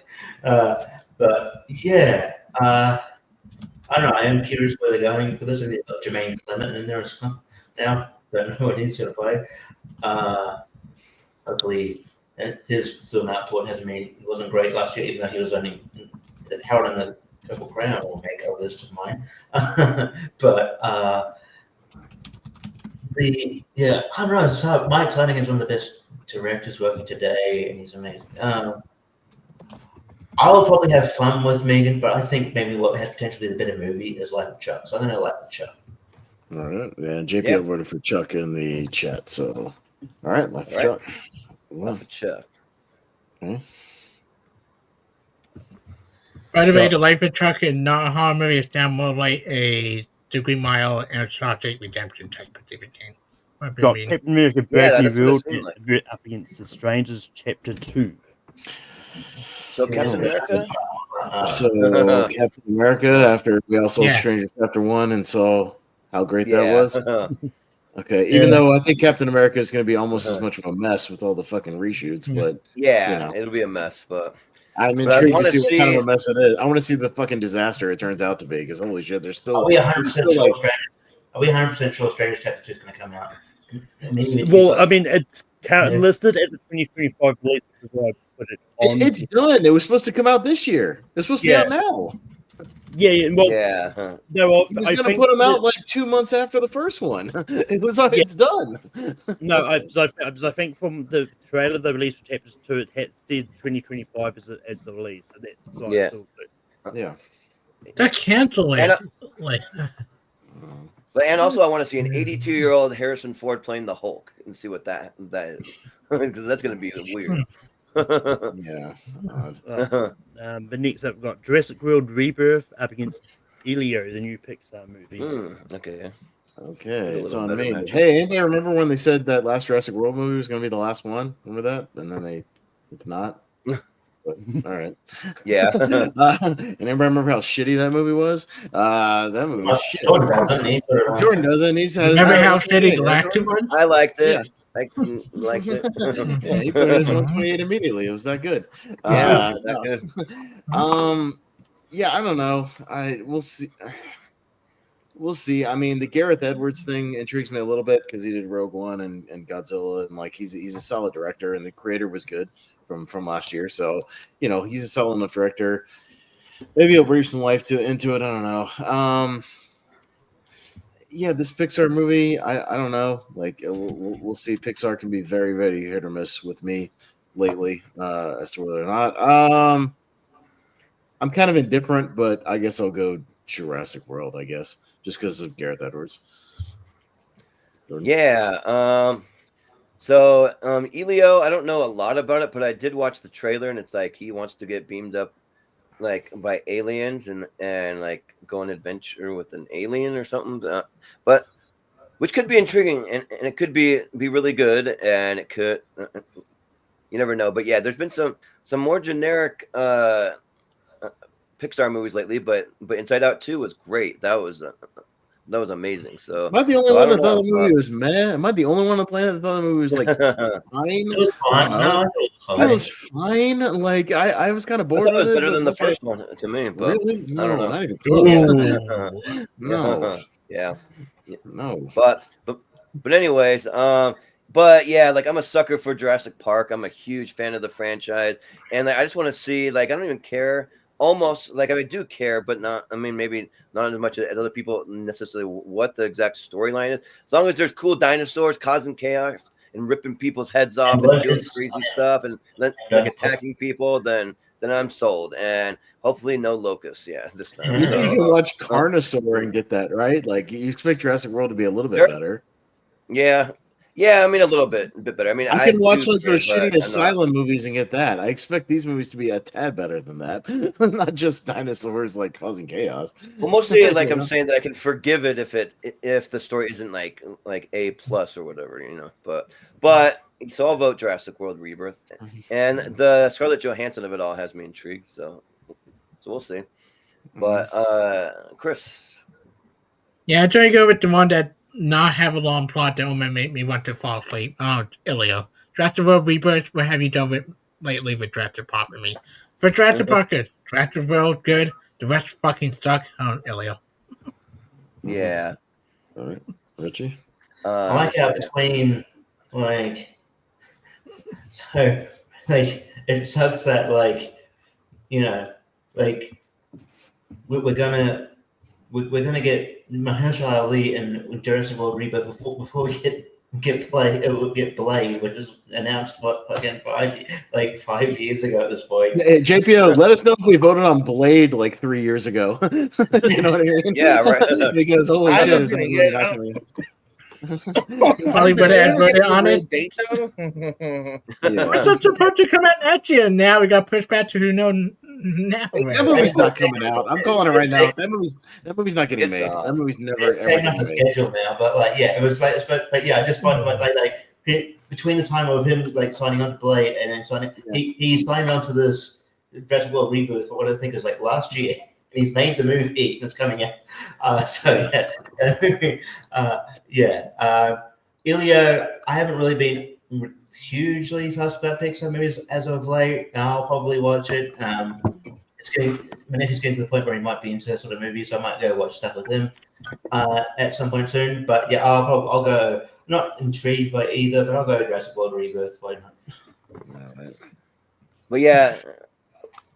I'm this close to changing my vote because I didn't read the synopsis, and I'm like, some like dinosaurs trapped in a biosphere, and they have the key to a drug, and they're gonna do experiments again. Like I'm kind of, I don't know. It's kind of like they taking Dominion and redoing Dominion all over again. Yeah, so that kind of, I don't know. We'll see. But if it becomes Locust World Dominion again, I'm done with this fucking franchise. Yeah, right. Jesus, better not. But JPO, what do you say? Yeah, I'm kind of already done. I want to be proven wrong, but I'm gonna go with Elio just because at least their track record's a little bit better. Yeah, I feel like by calling it Rebirth, they're basically saying we're sorry. Let's try again. Let's try again. None of those other ones count. Yeah. Well, like in some description, they say they're starting a whole new era of Jurassic Park movies with the rebirth, so it's going to continue. I don't know. But, they got to go to another island to do something with the dinosaurs. The same thing. Yeah, right. He's going to redo all the movies. Yeah. But, Malcolm, what do you say? Yeah, I mean, I'm intrigued by Elio. Like it'll be refreshing to see something from Pixar that's not a sequel of an existing franchise. Yeah. But I actually really am excited for Jurassic World. I'm one of the other people that really enjoyed Dominion. And it's one of those ones that that I always go to see anything Jurassic World, no matter what the plot is, and it's one of those ones like I want to think that maybe Gareth Edwards had this idea and pitched it, which is why they decided to do a new movie when they did say Dominion was the last. I don't know. I don't know. But yeah, I'm going. The idea didn't sound that great. I don't know. Yeah, but Jurassic wins. Jurassic wins. Okay. We've got Drop, which is the new Christopher Landon movie, up against 28 Years Later. Tough little horror matchup. Yeah. Yeah. Jordan. Yeah, I'm like trying to remember. Like I know I like read up about Drop, but I can't remember exactly. It's a girl getting like text messages telling her to do sinister things and something or other. But it's Christopher Landon, the guy who did Freaky and Happy Death Day. So, yeah. So I remember like seeing that because I love the Happy Death Day, like both movies, and Freaky was also pretty good. And yeah, I really am intrigued by it. So this is a tough matchup, but. It's 28 days later. Like, how long have we been, or years later? Like, how long have we been waiting? Like, nearly almost 28 years. Yeah, right. Yeah. So it's like, frick. Like people have been wanting this movie for a long, long time, and they're bringing back Cillian Murphy apparently, and then Aaron Taylor Johnson. I mean, he's hit and miss on his roles, but we'll see. But the thing is, he's always good in it, though. Like, he's given a good performance in most of the movies. He just picks some like weird stuff, but he's good in Nosferatu. He's good in that movie. Which I haven't seen that yet. So I've heard it.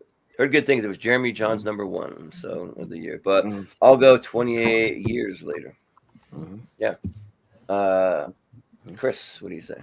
Yeah, I like Christopher Landon, like the two Happy Death Day movie. I like Freaky, but even though I haven't seen 28 Day or 28 Feet Later, I am doing a 20 years later. The trailer looked good, and I love me some Wade Finan. And Richard Johnson, when he had something good, he had something good. We're getting us to watch it. 28 years later. Yeah. Richie, what do you say? Yeah, I like Christopher Landon for the most part. I think he's a good director. But yeah, he has a good track record for the most part. He did do We Have a Ghost, which was not good. And he did before he hit Fire 2, he did Paranormal Activity, the marked ones, which was one of the worst Paranormal. And no, not the Devil Inside. That was the other guys. But I was gonna say I thought he did something else too. And look, I'm sure, but like. I sort of trust him more now, and I think the job looks intriguing. But 28 years later, that trailer is one of the best trailers I've seen in years. No pun intended. But I love that trailer a lot, and I'm looking forward to this movie. I think that it's hard to tell in these sort of tournaments, but I feel like this might go far in this tournament because I think this movie is going to be great. So yeah, I'll go 28 years later. Yeah. Sounds good. JPO, what do you got here? Yeah, Drop's got an interesting premise. I was reading about it just now for the first time. But yeah, the hype is definitely for 28 years later. I've been waiting for it since weeks. I thought that was a decent follow-up. Not Danny Boyle directed, so it's cool to see Danny Boyle's back at helm. Is Cillian Murphy in it, though? Is that confirmed? He's like a zombie. Yeah. Yeah, there's he was on the cast list when I met so. All right, I'm just saying that trailer didn't show anything. So, but still, regardless of him in or not in it, maybe they'll do like a Goosebumps 2 and Jack Black, and maybe he'll be in it like the end. I don't know. But regardless of that, Danny Boyle is back. Also, Aaron Taylor Johnson, even if he's in the lead, I'm so cool with that. So 20 years later, yeah, good trailer too. It's kind of coming off a high of that. Yeah. Malcolm, what do you say here? Yeah. Well, I haven't seen Days and Weeks in years, but it's good to see that they're actually both available like on Amazon Prime now. So so it'd be good to catch up on them. Time to go watch them. 28 years later comes out, but I am intrigued by the premise of Drop, and it comes out on my birthday, so I'm going to vote Drop. This trilogy though, guys. Check out the whole trilogy when you can. Trilogy out. Yeah. No, I have seen them. I haven't seen them in years. Though, is what I meant. Well, yeah, 28 Days Later was not available on streaming or even rental for like ages because of some rights issue. Yeah, they finally put it up. They've only just back on digital. Finally got it back available. Yeah, watch it. Austin. No, I'm easily. You know where I'm going to go. 28 years later, man. I love 28 days and 28 weeks. Like I've been waiting for this 28 years later for forever. I know people have been bugging Danny Boyle about it for ages, and like I was always skeptical. Like, is it going to happen? He's been talking about it forever. And then when he finally said, like, no, we like filmed it. It's done. I was like, fuck yeah, let's go. And then that trailer. Kudos to whatever company cut that trailer because that trailer was awesome, and I think it really did a lot to kind of boost the hype of this movie. So. Easily I'm gonna go 20 years later. I think it should at least make the Elite 8. I think I'm pretty hyped for this. Yeah, sounds good. 28 years. We've got Fantastic Four First Steps up against Snow. Oh fuck me, Fantastic Four. Oh easily. Come on! Is anybody that fucking Nightmare Fuel? That Snow White. That movie looks like shit. I saw the trailer the other day, and that looks so bad. That movie looks $300 million for nothing real, for all garbage CGI. That movie looks like shit. Even though Fantastic Four First Steps sounds like a Muppet Babies movie. All right, here's a better match. Here we go. Yeah, we've got a little bit better. F1 versus Freaky Friday. Yeah, and there's a trailer up for F1 already. I've seen it in a couple of movies. Chris, back down to you. Yeah. So this is interesting. I think the trailer for F1 is good. I've watched the trailer on Apple TV when they put the trailer up. I actually kind of excited for Freaky Friday because I love Freaky Friday.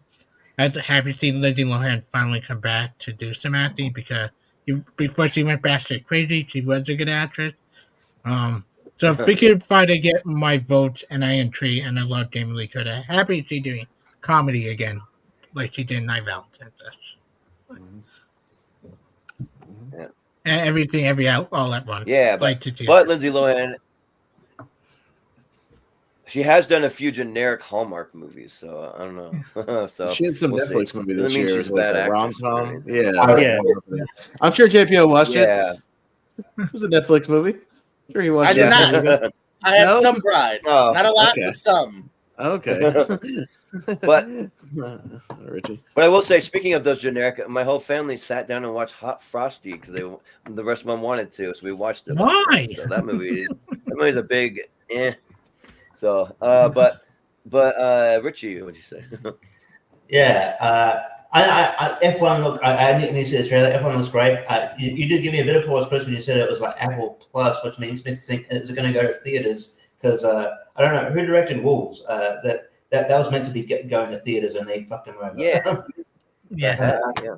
Well, but this one, I've seen the trailer multiple times in theaters, so I'm pretty sure it's coming. Oh, hopefully, yeah, cool. I did see the trailer of Wolves in theaters, and it never came out. In theaters, so. I think when you've got the director of Top Gun Maverick, I think he's going to make sure it goes to theaters. So yeah, because he was meant to, it was meant to have it was meant to have John Watts. It was meant to have a sequel and everything, and Apple just screwed him. But yeah, so hopefully, I'm looking forward to F1 though, because I'm not a huge fan of motorsport, but I like when motorsport's on film. I like Rush. I like Ford Ferrari. Gran Turismo, yeah. Look cool. That being said, though, we're looking forward to Freaky Friday sequel for a long time, and it's cool. It's finally happening. Hopefully, this is. I do worry about like having the sequels that happen a long time after the fact. We can get some good like sequels, like your Top Gun, aforementioned Top Gun Maverick, or you can get Dumb and Dumber 2. So, I don't know. I'll say Freaky Friday just because I've been looking forward to it more for longer. But I am looking forward to F1. But I'll go Freaky Friday. Yeah. JPO, what do you say? Yeah, Pez and Richie, look, it's a Shawn Michaels hat from the 90s. Signed by Shawn Michaels. I'm so excited. It's going right on my wall, baby. And or for now, it's going on my head. Nice. Now I gotta go F1 here. I like Freaky Friday. Don't know if I was planning for a sequel, especially at this point. But good luck on them. I'll probably will watch it. But yeah, F1 from that director, Brad Pitt. Brad Pitt's got a pretty good track record. That director probably can shoot it pretty well, so that intrigues me more. Yeah. Malcolm, what are you going for here? Just quickly, Warner Brothers owns the theatrical, home entertainment and digital purchase distribution, so it says going to theaters.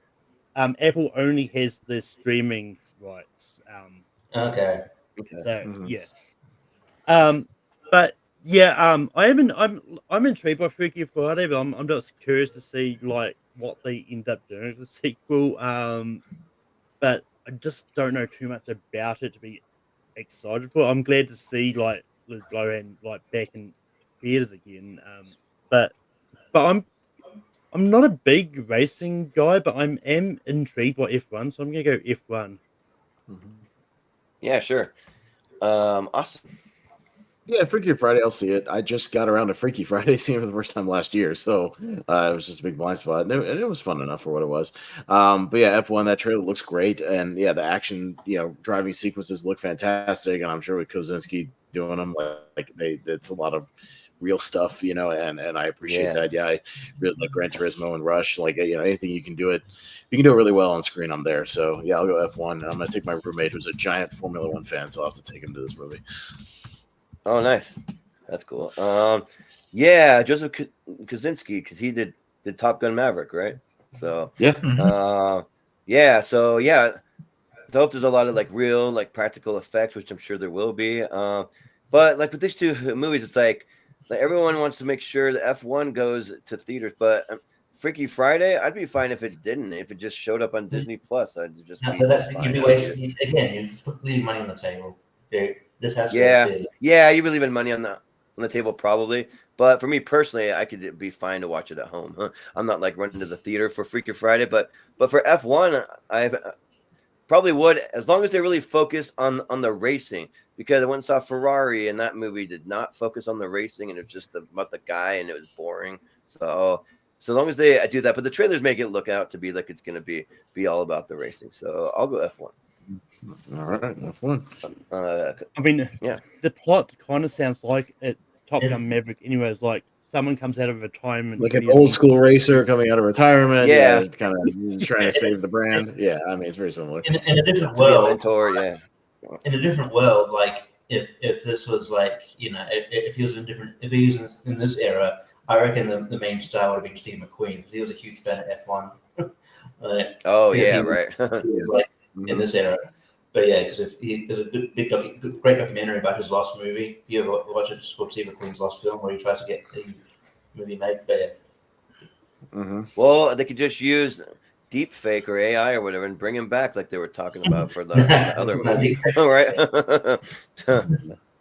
No, don't do that. All right. What else we got? We've got Mickey 17. Avatar. I feel like we talked about this last year. Yeah, this could have been a matchup last year. Maybe. It could have been, yeah. I mean, we definitely talked about Mickey 17 last year because it got delayed. But yeah, see, Avatars are interesting because James Cameron is like sneaky because I'm like, do we have to do Avatar movies? I'm not looking forward to these Avatar movies. I'm thinking like do more movies than Avatar movies, and then Avatar, the Way of Water comes out, and I'm like, okay, that was good. But stop it. And then they make truckloads of money, and everybody watches them. Yeah. Stop stop being right. Anyway, but and that being said, though, I've been looking forward to like Bong Joon-ho's next project for a long time, and yeah, I love this cast. We're supposed to get this year, it got delayed. So yeah, I'm gonna go Mickey 17, and hopefully it does come out this year. It's looking likely, so I'll go Mickey 17. Yeah, GPO. Yeah, I mean, Avatar will probably be pretty good. I like the sequel, not as much as the first one. So I could see it be even more diminished returns on the third. Mickey 17, good trailer. Really was bummed when it got delayed, but yeah, again, based on the director, originality, got to go Mickey 17. Yeah, sounds good. Malcolm, what are you going for? Actually, I think we did talk about Mickey 17 last year. Yeah, we did. We did, yeah. Yeah. Yeah. But yeah, and just quickly, it was announced recently that the release date for Mickey 17 is actually in March now. I think they've moved Sinners down. Yeah, March. Technically, it was supposed to come out in January, then April, and now March. Yeah, right. It's like they move it back and they move it forward, like weird. Yeah. I'll have to look up and see if it was going up against something heavy in April. Maybe it was, and maybe they just moved it up a little bit. Yeah.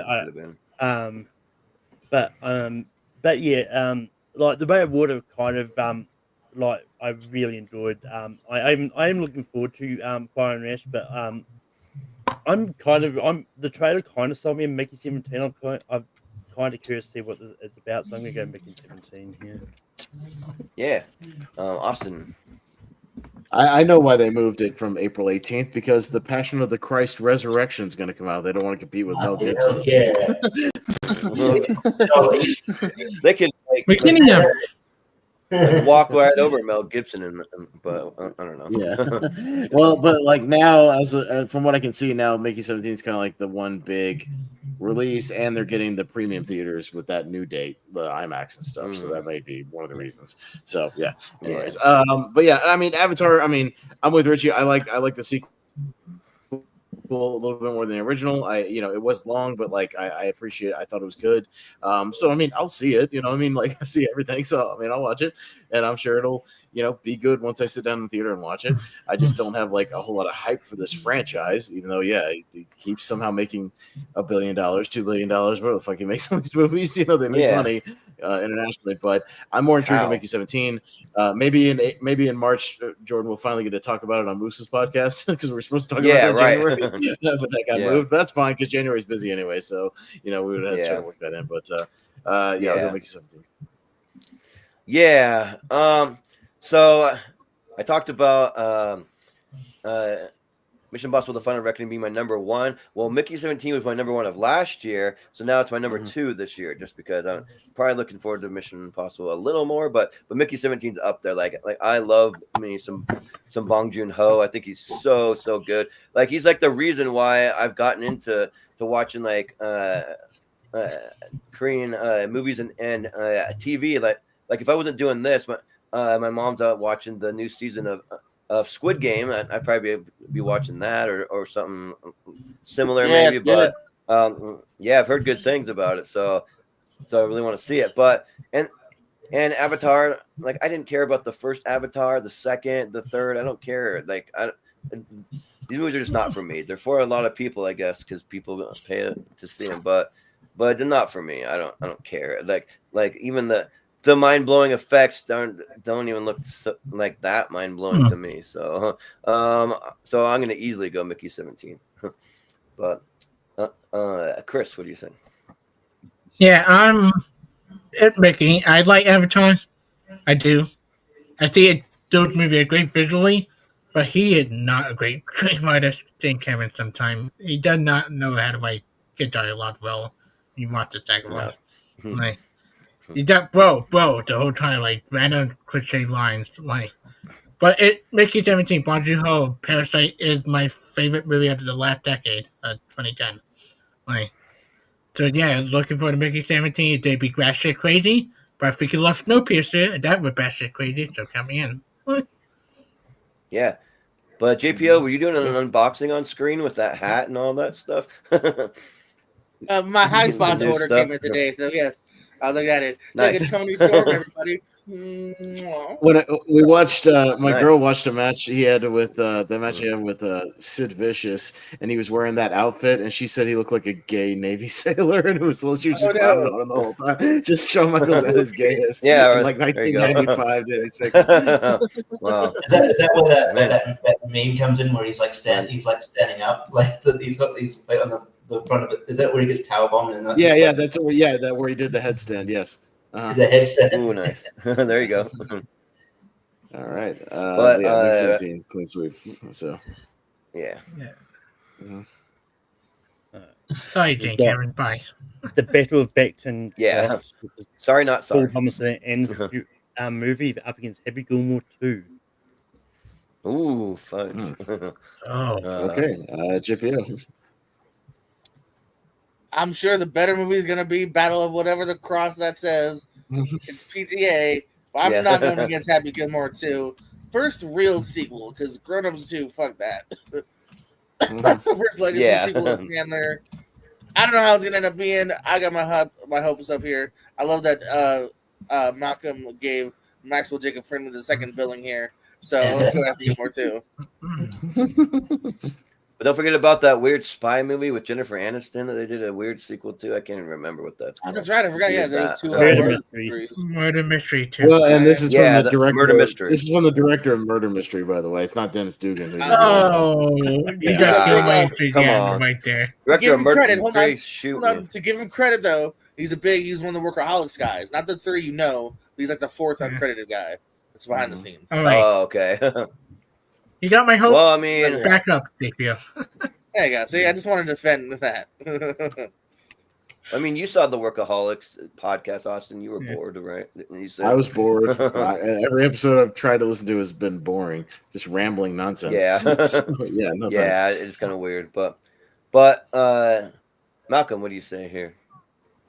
Yeah, I like Happy Gilmore. And I am intrigued to for the sequel. But I've become more of a PTA fan. Like I've enjoyed all of the movies he's done. So I'm really looking forward to this. Like, not much is said about this movie. Also, he's keeping this plot really under wraps. But like it's got Leo Sean Penn in it, so I'm down. So I'm gonna go to the Battle of Beckton Cross. And it also has Benicio del Toro in it too, I think. So, but Austin, what do you say? Yeah, no, I mean, I'm gonna be there for Happy Gilmore too. I don't know. Like, I wish it was going to theaters. It seems like it's going straight to Netflix. Like, I don't know why you wouldn't put this movie in theaters and easily probably make $100 million on this thing. Like, that seems like, again, lost money, for a pretty beloved original movie. But I got to go with the one I'm like more intrigued by, and that's PTA doing a movie with DiCaprio and doing his first collaboration with him. Like, anytime DiCaprio works with like these high profile directors, it's usually something I'm really interested in, and I'll watch anything that Leo does. He's my favorite actor working today, so that one just intrigues me more. I will be there to watch Happy Gilmore 2. I'm afraid it's going to be a lot of member berries, like a lot of these sequels are, but we'll see what happens. But I'll go PTAs. Yeah, this one's tough because I'm kind of along the lines of JPO. Like I love PTA, but it's a Sandman doing a sequel and doing Happy Gilmore 2, so it's a sequel to a good movie this time. And I mean, like, I'm intrigued by it, even if it's just member berries. I'm still gonna be probably loving it.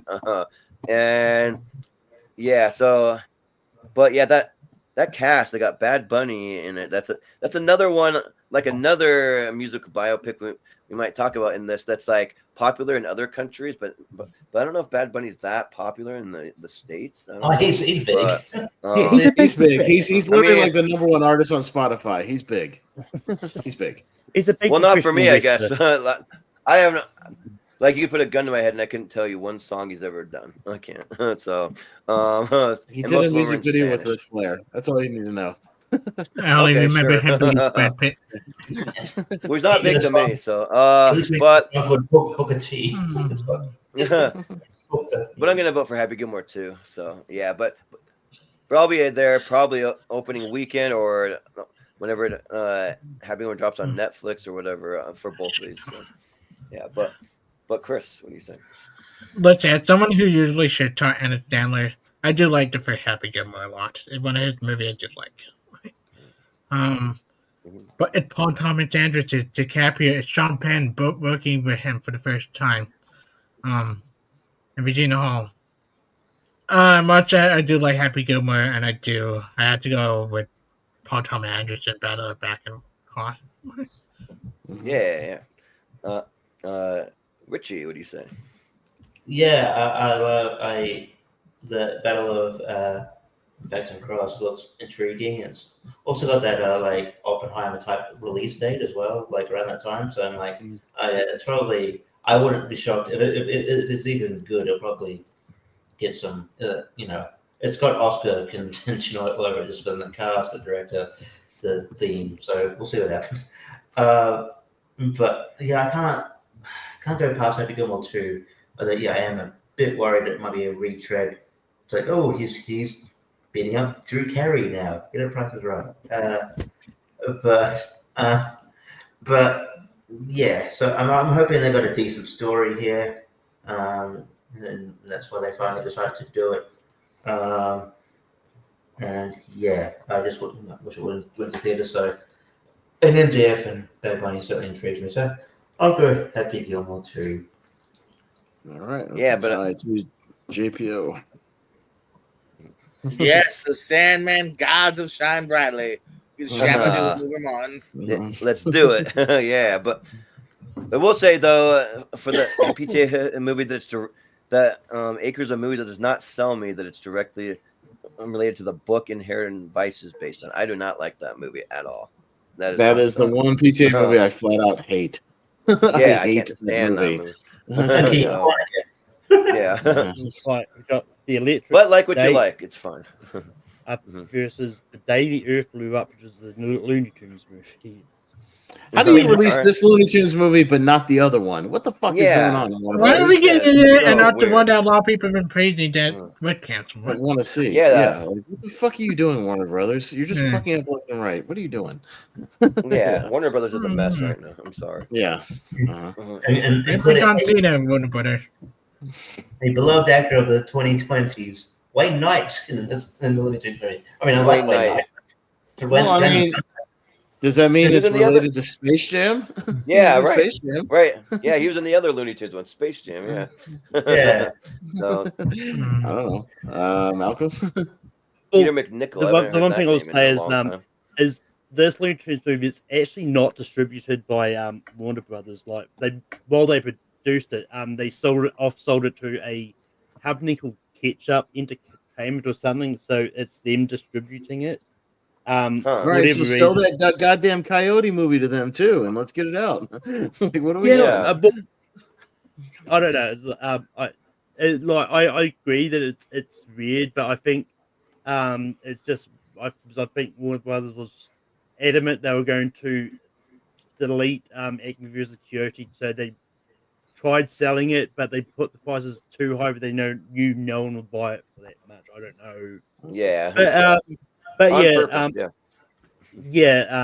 but the Electric State sounds interesting. Like it's another Netflix movie done by Russo brothers, which does kind of give me pause because the Russo brothers' last Netflix movie wasn't overly good.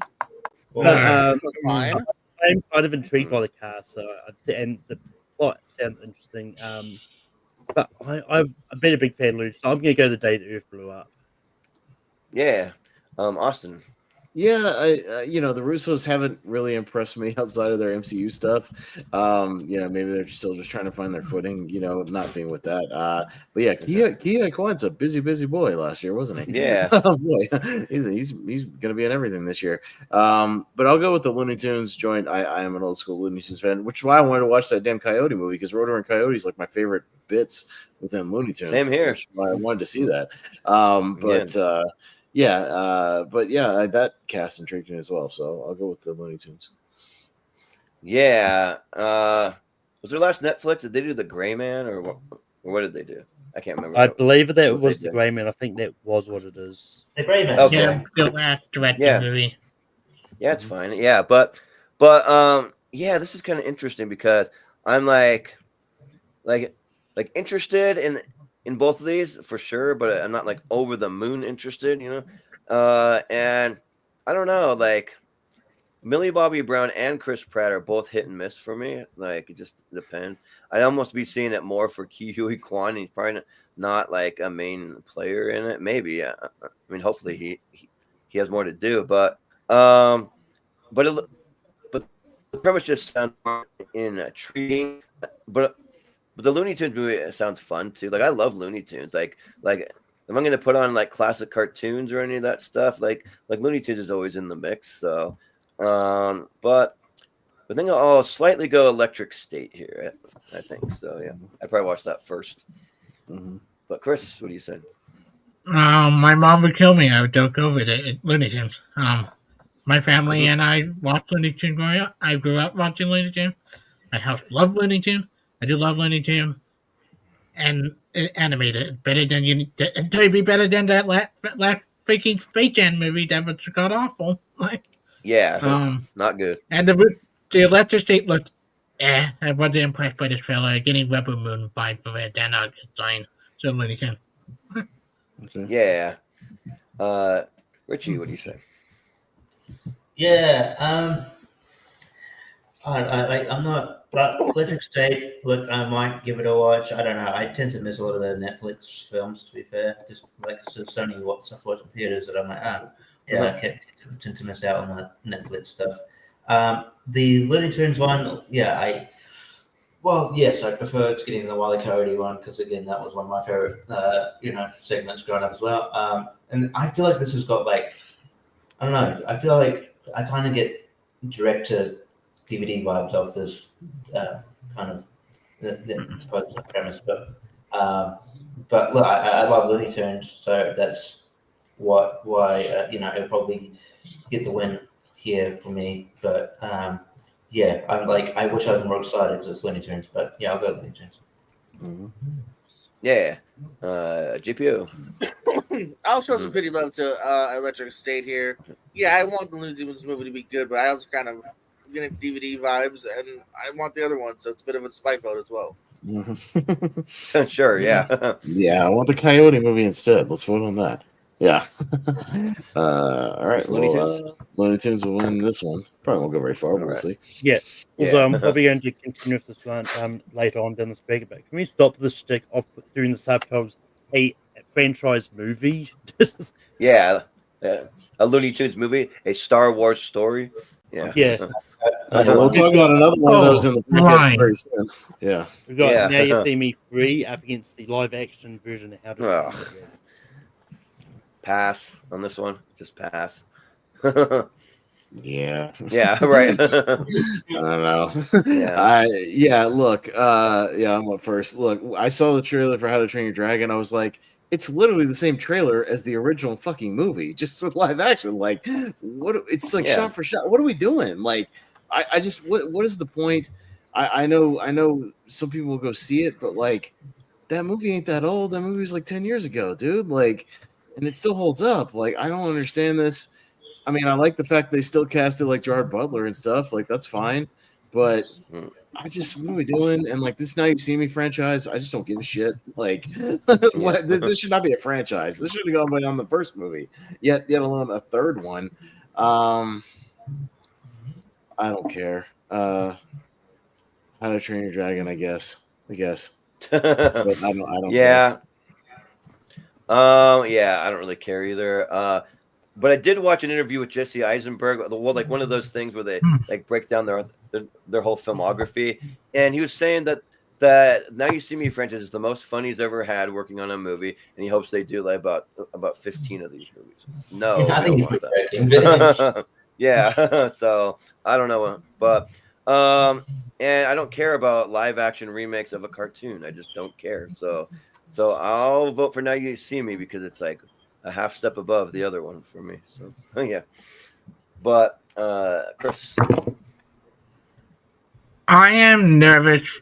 I am nervous for both. I loved the original How to Train Your Dragon trilogy, perfect animated trilogy. But why are we getting live action stuff? So fucking sick and tired of all of the live action remake animated stuff.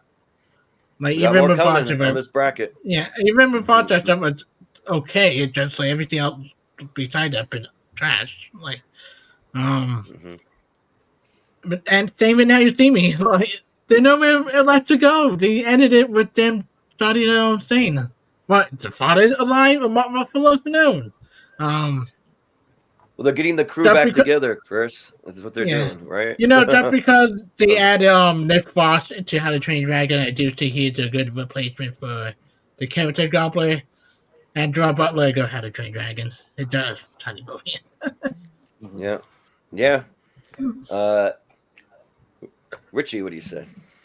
Every time I think of How to Train Your Dragon remake, I'm just reminded of John Campion's weird fucking rant that he went on, that this crazy rant about like people who weren't happy about the race swapping over the one character, and he just went on this like he's walking around his pool and then just really. And then he deleted the video like a day later because because he like lost those after that. Because he was just going insane. It was like, dude, why are you going this insane for it? Because like it just lacked nuance. It's like he's just calling people racist, and it's like no, because I'll tread lightly here. It's just like I don't mind race swapping if it doesn't actually affect the character. If it doesn't make no difference, it's fine. Whatever, do what you want. But like it does stick out like that sort of thing where it's like How to Train Your Dragon is about it's like Norse, right? It's like it's Norse Vikings. Yeah, it's like historical. You don't see the Viking heart nature hazards. Yeah.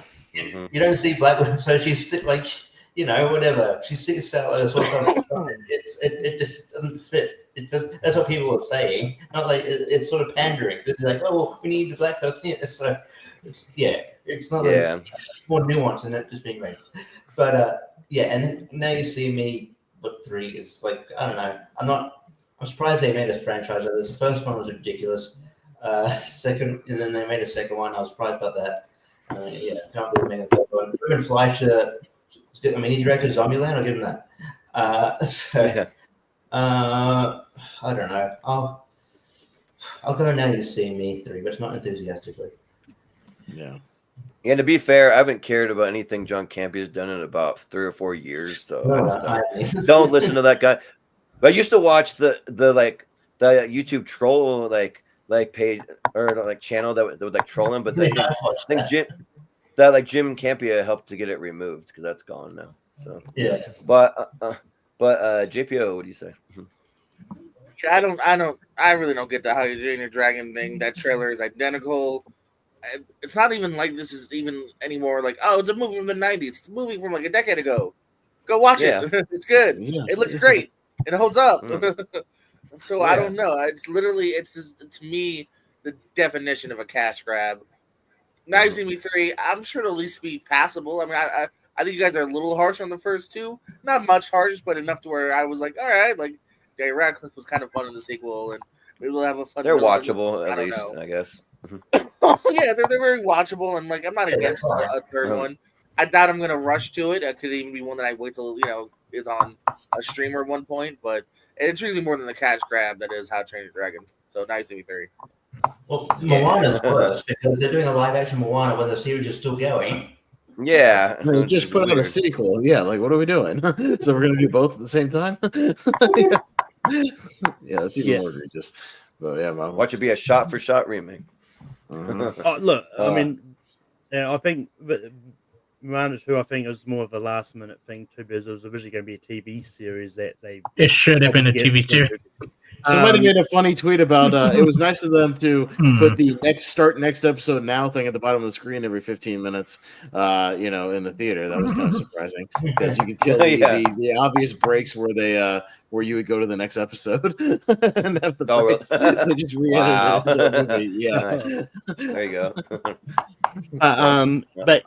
But anyway, it's one of those ones like I get the criticisms about the tea that they brought out for there, but I think that was more of a selling point in that because I am intrigued by the How to Train Your Dragon live action remake, partially because it's the same director as the animated movie, and and it's one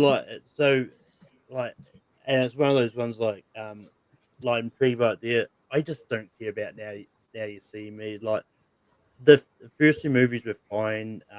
I'm gonna go How to Train Your Dragon. All right. Well, I guess you're gonna. Well, if that trailer was a selling point, then it didn't sell any of us. So yeah. All right. Well, it's on you, Malcolm. So you got the tie. All right. Oh, I didn't realize it was. I thought it was definitively. He's voting for both. That's right. Yeah. Okay. Okay. How about next up? We've got Nobody 2 up against the new Yorgos Lanthimos movie. Bugoni. Oh shoot. Okay. All right. Jordan. Yeah, so I really liked the first Nobody movie. Like it was a good surprise of him being like a sort of like John Wick type-ish character, maybe, but you get to see him actually get beat up and stuff. Like he's not like invincible, and it's really good. And yeah, like bringing Christopher Lloyd, which I thought he was in the first one too, but yeah. He was. So keep him in there. So it's really good. But yeah, Yorgos Lanthimos has really been great recently. Like even the one that came out, I can't remember the name of it, but that came out this kindness. Yeah, I thought it wasn't going to be my type of movie, and I actually really liked it a lot. So I'm like definitely like every time his name pops up, I'm always intrigued because he does these kind of like just movies that are really different. They just stand out because they're so different and unique. So I love that. So I'll go with Begonia. Yeah, and also throwing Jesse Plemons in there, like he's been great lately. So yeah, but Chris. So I like Yorgos Lanthimos a lot. I still need to finish kind of. I tried watching with my family. They gave up after the second bit. The second was. I need it. Second bit was probably my favorite one. So I still need to see the last bit of the movie. I do like the first Nobody a lot, and I like they bring everybody back. I love Bob Odenkirk. I had to go with my boy Bob Odenkirk over Yoga. Sure, yeah. Richie, what do you say? Yeah, I like the first Nobody. It was a good surprise. Yeah, Bob Odenkirk was great.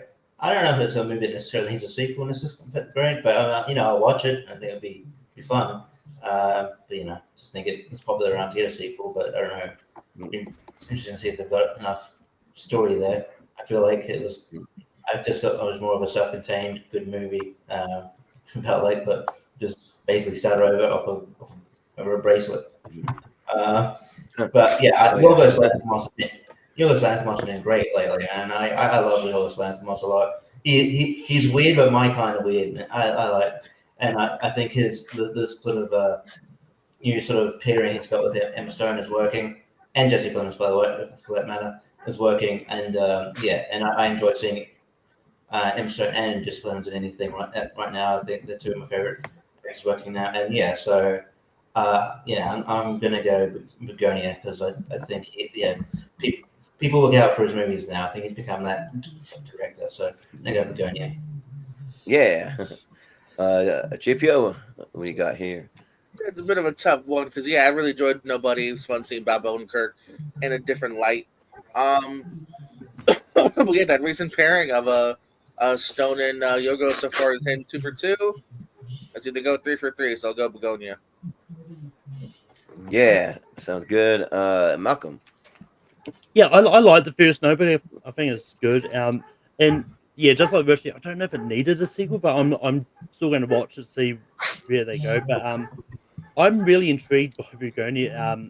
It sounds like a really fun premise. And I didn't get time to add the name, but Alicia Silverstone is also in the movie playing the mother of Jesse Plemons. But yeah. Yeah. That's how you know you're getting old when Alicia Silverstone is like playing moms regularly now in movies. Yeah, right. Because she played a mom in Y2K also, and that like threw me off for a second. Yeah, that was weird. Yeah, I mean, to make things weird, there's about like a 12-year age gap between Jesse Plemons and Alicia Silverstone. Yeah, not that big, but awesome.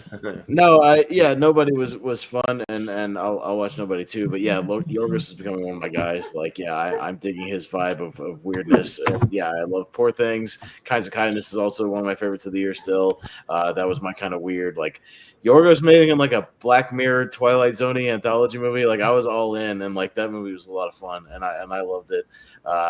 Jesse was great in it. Emma was great in it. So anything you line them up for another movie, I'm in. So I'm gonna go Begonia. Apparently, Chris Pine and Nobody too. So this cat's interesting for the second one. Yeah. All right. Is that everyone? Yep. Mm-hmm. Yep. Begonia. Mm-hmm. All right. Okay. We've got the Black Phone 2 up against Animal Friends, which is the new Ryan Reynolds movie. Oh, okay. It's Chris, right? Chris, yeah. I am so intrigued to find out what the fuck Animal Friend is. Is it animated? Is it live action? I do have a few more cast. I do have a few more cast members for Animal Friends beyond the ones that he listed. It's also got it's a mix of good and bad. Jordan. It's Aubrey Plaza, Dan Levy, so good so far, and also Lil Ray, our favorite guy who's in everything. He's in everything. Okay, keep doing this. Little Rel. Ray, whatever the fuck his name is. I don't know anymore. He's annoying. Yeah. But you know what? I mean, until I see the trailer, it might change with Animal Friend, but I have to go Black Phone 2. I like the fit Black Phone a lot. I am interested to see how the fuck they bring Ethan Hawke back after the first one ended. But yeah, Black Phone 2. Yeah. Richie, what do you say? This is like tough because I feel like I need more information about Animal Friends and Ryan Reynolds and Ryan Reynolds led comedy can be hit or miss. I like when Ryan Reynolds is doing the Deadpool thing in Deadpool, and I kind of get over it outside of that. But if he's not doing that, that's cool. I like Jason Momoa in comedy, so I would probably need to see the trailer before fully. Like making judgments. So it's hard to do it now. I'll just go Black Phone 2 because Black Phone 1 was all right, but I don't. Again, like sort of nobody. Don't know if it needed a sequel necessarily. So I'll go with Black Phone 2. Yeah. GPO. This is the weird one because kind of already been stated. I don't know if Black Phone needed a sequel, and I really liked the first one. And what's the deal with Ethan Hawke? And then Animal Friends isn't animated. Is that what we got going on here? It sounds like live action animated hybrid. So it's like a hybrid or something. There's more I want to see from both of these. On paper, just going by that cast, and maybe because it's more of an OG, not super OG, but I'll go Animal Friends for now. Yeah, I kind of get the vibe. It's like just talking animals, like in live action form. Maybe I don't know. Oh no, you're losing me there. At the... I know. Yeah, right. It's kind of losing me, but Malcolm, what do you say? But yeah, I mean, just like Richie, like I don't think the Black Phone needed a sequel, but so I'm curious to see where it goes. I just hope it doesn't get delayed so many times so Peace doesn't see the trailer for this one about 300. Damn it, you stole my joke. Right. But just from the cast alone, I'm intrigued by Animal Friends. And it's directed by the same person that did Keanu as well. So I'm gonna go Animal Friends. Yeah. Sounds good. Austin. Yeah, no, that's what I was gonna say, Malcolm. They should delay this movie to like next March, like March of 2026. Yeah, play this trailer 9,000 times and then play it again another 9,000 times when it's about to come out again, and I'll boycott the movie like I did last time. Jesus Christ, I was so sick of that fucking trailer when it finally came out.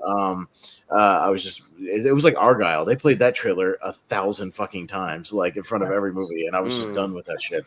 But the Black Phone did not need a sequel. I thought the first movie was fine. I've seen a dozen movies exactly like the Black Phone, so it didn't do a lot for me. It was okay, but I'm a horror guy, so I mean, I'll watch it. I just don't know what Animal Friends is. I've tried to find information. I don't even know what it is. Yeah. Well, I'll throw it our friend Acres of Movies. She's also not that interested in the Black Phone, so that's fine. But yeah, like the Black Phone was good. Like I liked the first one, but it's not like I was over the moon about it. I thought it was good, but yeah, it doesn't need a sequel though. Like I don't know why we're even doing that, but for money, I guess. But because it always comes down to that. But yeah. Animal Friends doesn't interest me that much either because I don't love it when they start giving animals too many human traits, but we'll see. We haven't seen a trailer or anything. So, and the cast is really intriguing. Like, so really definitely don't go watch that Robbie Williams biopic then. No, that thing is like almost the lowest on my entire list for 2025. No, so it came out this year, so it will be on 2025. Yeah, we'll all go with Animal Friend. All right, so I gotta waste my time on this shit. No, all right, Black Phone, I guess. It came out this year. I don't know if it came out in the States. Did it? Because I don't know. I think it was limited release in the States. But I think it comes out right in January. Yeah, it's not here for us. So. But just quickly on Jordan's point about money, the first Black Phone didn't actually make a lot at the box office either, so I don't know. I know what you did last summer. Similar movies against Bridget Jones' Mad at the Boy. I guess we have to talk about it. I don't care. Yeah, I guess. All right, Richie. Yeah, I haven't really been intrigued on much of the Bridget Jones movies. Like, it's just one of those things where it's sort of like. Yeah, it's a bit of a weird comparison, but like Wicked, where I'm not like I can't shit on it. It's just not for me, like they're not my type of movies. But if you like them, sure. And I know you do that. So I'm intrigued that most of the cast is coming back. I don't know like why they're sort of why now, but like I guess they got a good story. I've always thought it was like inferior to Scream, but hey, I'll go and watch it, and I'm a horror guy. So yeah, while it does worry me a little bit, I'll go. I know what you did last summer. Hopefully, it's all right. Yeah. But just by the way, it's not. I don't think it's no. It's technically, if you look at it on Wikipedia, it's untitled. So that's just kind of what they're saying. It's just because if they bring it out and it's another one of these like legacy horror movies that has the same fucking title as the original, I'm gonna be so mad again. Candyman, Halloween, Texas Chainsaw Massacre. I'm done with that shit. Like, stop doing that. I'll never let you forget what you did last summer. What you did last summer. Yeah, right. I'll never, ever forget. but JPO, what do you say? Fucking easy, man. Yeah, I don't care about the Bridget Jones movies personally. I'm a '90s horror kid, so while this isn't Scream, I still had fun with the first two, and the fact that they're bringing them back. Yeah, it's the new trend. You know what I mean? It's their version of Nev Campbell's coming. We've got Jennifer Love Hewitt and Freddie Prinze, huh? So it intrigues me enough to where I'll 100% check it out. So yeah, last summer. Yeah, and Acres of Movies was asking, is that verified? Freddie Prinze Jr. is in it. I think it is. Yes, I'm pretty sure. Yeah, they're in it. But Malcolm, what do you say? I mean, I don't know if this is going to stoke anyone's hopes, but I just wanted to quickly look up what the director of I Know What You Did Last Summer did. She directed a movie called Someone Great and Do Revenge, and then she was a co-writer on For Love and Thunder. Weird. I mean, look, I'm one of the weirdos that didn't mind For Love and Thunder, but I know. What are you talking about, Chris? You didn't like Thor: Love and Thunder? You're out of your mind if you didn't like it, according to Jordan Anderson. Yeah, you're out of your mind. You're out of your mind for not liking that. As I originally said, and I along with all of like it, but most of that's changed for me. But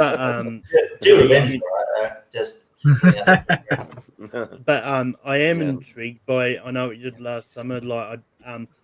Especially with the fact that it seems like they're continuing the story from the second movie and completely skipping the direct-to-DVD sequel. So I don't know.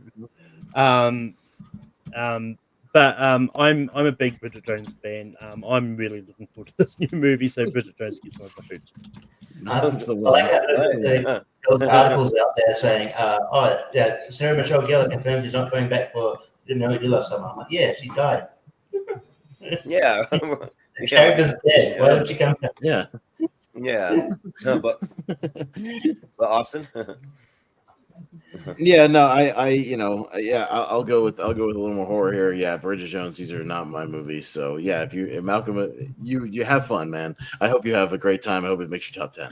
Yeah, but no, I'll go with I Know What You Did Last Summer. Yeah, again, I'm intrigued by the whole like legacy sequel thing. I don't mind, if they bring back the old characters, mix in some new characters, it's fine. We'll see what happens. And yeah, just don't title it I Know What You Did Last Summer, or else I would be really fucking mad. So just don't do that. And yeah, so go with that. Yeah, right. Yeah, I mean, there's definitely an audience for Bridget Jones movies. I mean, because Malcolm is into it, so that's cool. I like what you like, but I don't like Bridget Jones, and I don't like Renee Zellweger as an actress. So she doesn't really appeal to me in anything. But I always shout out Me, Myself, and Irene. I kind of like her in that, but that's about it. But yeah, but I Know What You Did Last Summer. The first one's pretty good. Second one sucks, but hopefully they land. Like, even if they land somewhere in the middle of quality, I'd be fine. But I hope it's actually really good. So, but I'll vote for I Know What You Did Last Summer. So yeah, Chris. I mean, if Bridget Jones suddenly turned Norman Desmond, killed a young person, and go mad because the title of line for Sunset Boulevard, Mad About the Boy. I'd be down for that. But I'd go with the horror. Bridget Jones, fine. I enjoyed the first one. I enjoyed the third, but without Colin Firth, I don't know why you would even bother to make another one. I go with the horror. I Know What You Did Last Summer. Yeah. But also, what is Chiwetel Ejiofor doing in Bridget Jones's Diary movie? He just seems like he's like above that. He's weird. He's British. I mean, he got a comeback at the crap that with Venom 3, so hopefully that get him. I don't know, but like he could do a lot better than that. Yeah, but so it'll be. I know what you did. Yeah. Okay. We've got The Conjuring Last Rites up against Predator Badlands. Oh my god! And just a point of order, Malcolm. Predator Badlands is once again directed by Dan Trachtenberg, not the guy from the other movie that was early on this movie. I think I might have forgot to change that director's name when I no, it's still Dan Trachtenberg who did Prey and 10 Cloverfield Lane, so he's coming back to do this. Yeah, that's cool. Yeah, just wanted to point that out. I don't know. Jordan loves those. I don't know. We'll make it quick. Yeah, we kind of do. Yeah. No, I'll go. I mean, I don't mind. I like the first two Conjurings a lot. Last one's not bad, but didn't love. But I'm just intrigued more by the Predator franchise in general, coming off a hot last one. So we'll see. Predator will get my vote here. Yeah. Malcolm, what do you say? I don't think I've seen any of the other Conjuring movies. I've seen the first two, and that's about it. One of these days, I'll probably go and watch them. And just quickly, apparently we're supposed to be getting another Insidious next year as well. I just left it off. Why? It's called the Red and Insidious tale, just like Jordan just talked about. We have to, whatever, an Insidious story or whatever the fuck. Yeah, the Red Door was so bad. Why are we getting another one? This last one sucked. Not good. This one's terrible. I'm going Predator Badlands, and I'm pretty sure they've confirmed it's definitely going to theaters too. So Predator Badlands. Yes. Oh, thanks, making God. Yeah. Austin. Yeah, I guess you can put a Predator movie in theaters as long as it has Predator in the title, right, Fox? You fucking morons. You should have put Prey in theaters, you idiots. That movie was really good. It was really good, and it would have made money. But, so, yeah, I mean, at least now everybody knows that. Hopefully it'll get a little more, marketing push, and, it'll, just put all over the trailer from the director of Prey, and, you'll be fine. Because that movie was good. So, yeah, I'm looking forward to this. Yeah, give me, a million Predator movies in every time period or, against whatever. I don't care. I'm for it. Bring it on. And, yeah, these Conjuring movies, I'm over this fucking universe. I'm ready for it to die. They even had the Warrens in the post-credit scene of The Nun 2, and I was like, I do not need the Warrens in The Nun 3 and all this garbage. End this stupid universe already. Get rid of it. I'm done with it. I'm over it. Stop it. End this shit now. So yeah, give me Predator. Yeah, I mean, what I will say about the Conjuring movie is that I really like the first one. I love the second one. I just do. I just like everything that they're doing there. But I skipped the third one because the trailers look terrible, and I haven't seen it yet. So it's kind of mixed for me. That's all over the place. But I mean, I'll see it. I'll definitely see it in theaters. But I mean, it also depends on the trailer, I guess, because I did skip that third one. So we'll see. But Predator Badlands sounds like Don't worry, the new Conjuring is directed by the Nun 2 director, so it'll be great. I'm sure. Yeah, right. Hell. Jeez. Yeah, but the guy who did the Nun 2 and the Curse of La Llorona, so I'm sure it'll be wonderful with lots of cheap jump scares. I'm sure it'll be great. I can't wait. But I'm not really sure what to think about the Badlands. I mean, I think it's going to be great because of the same director, but have we already seen post-apocalyptic Predator, or have we not? I don't know if we have, but I haven't seen every Predator movie. But yeah. So I mean, it seems different enough and intriguing, and usually Elle Fanning's good, so I'll go Predator. Yeah. Chris. I haven't liked a Conjuring movie since Annabelle Creation, the second Annabelle movie. Never last time I wanted them. That was probably one of the better ones, besides the first two. But yeah, Predator. Prey was phenomenal, fantastic.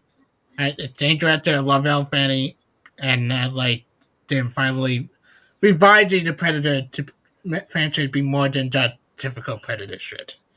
So Predator Badline. Yeah. Richie, what do you say? Both these posters look like book covers.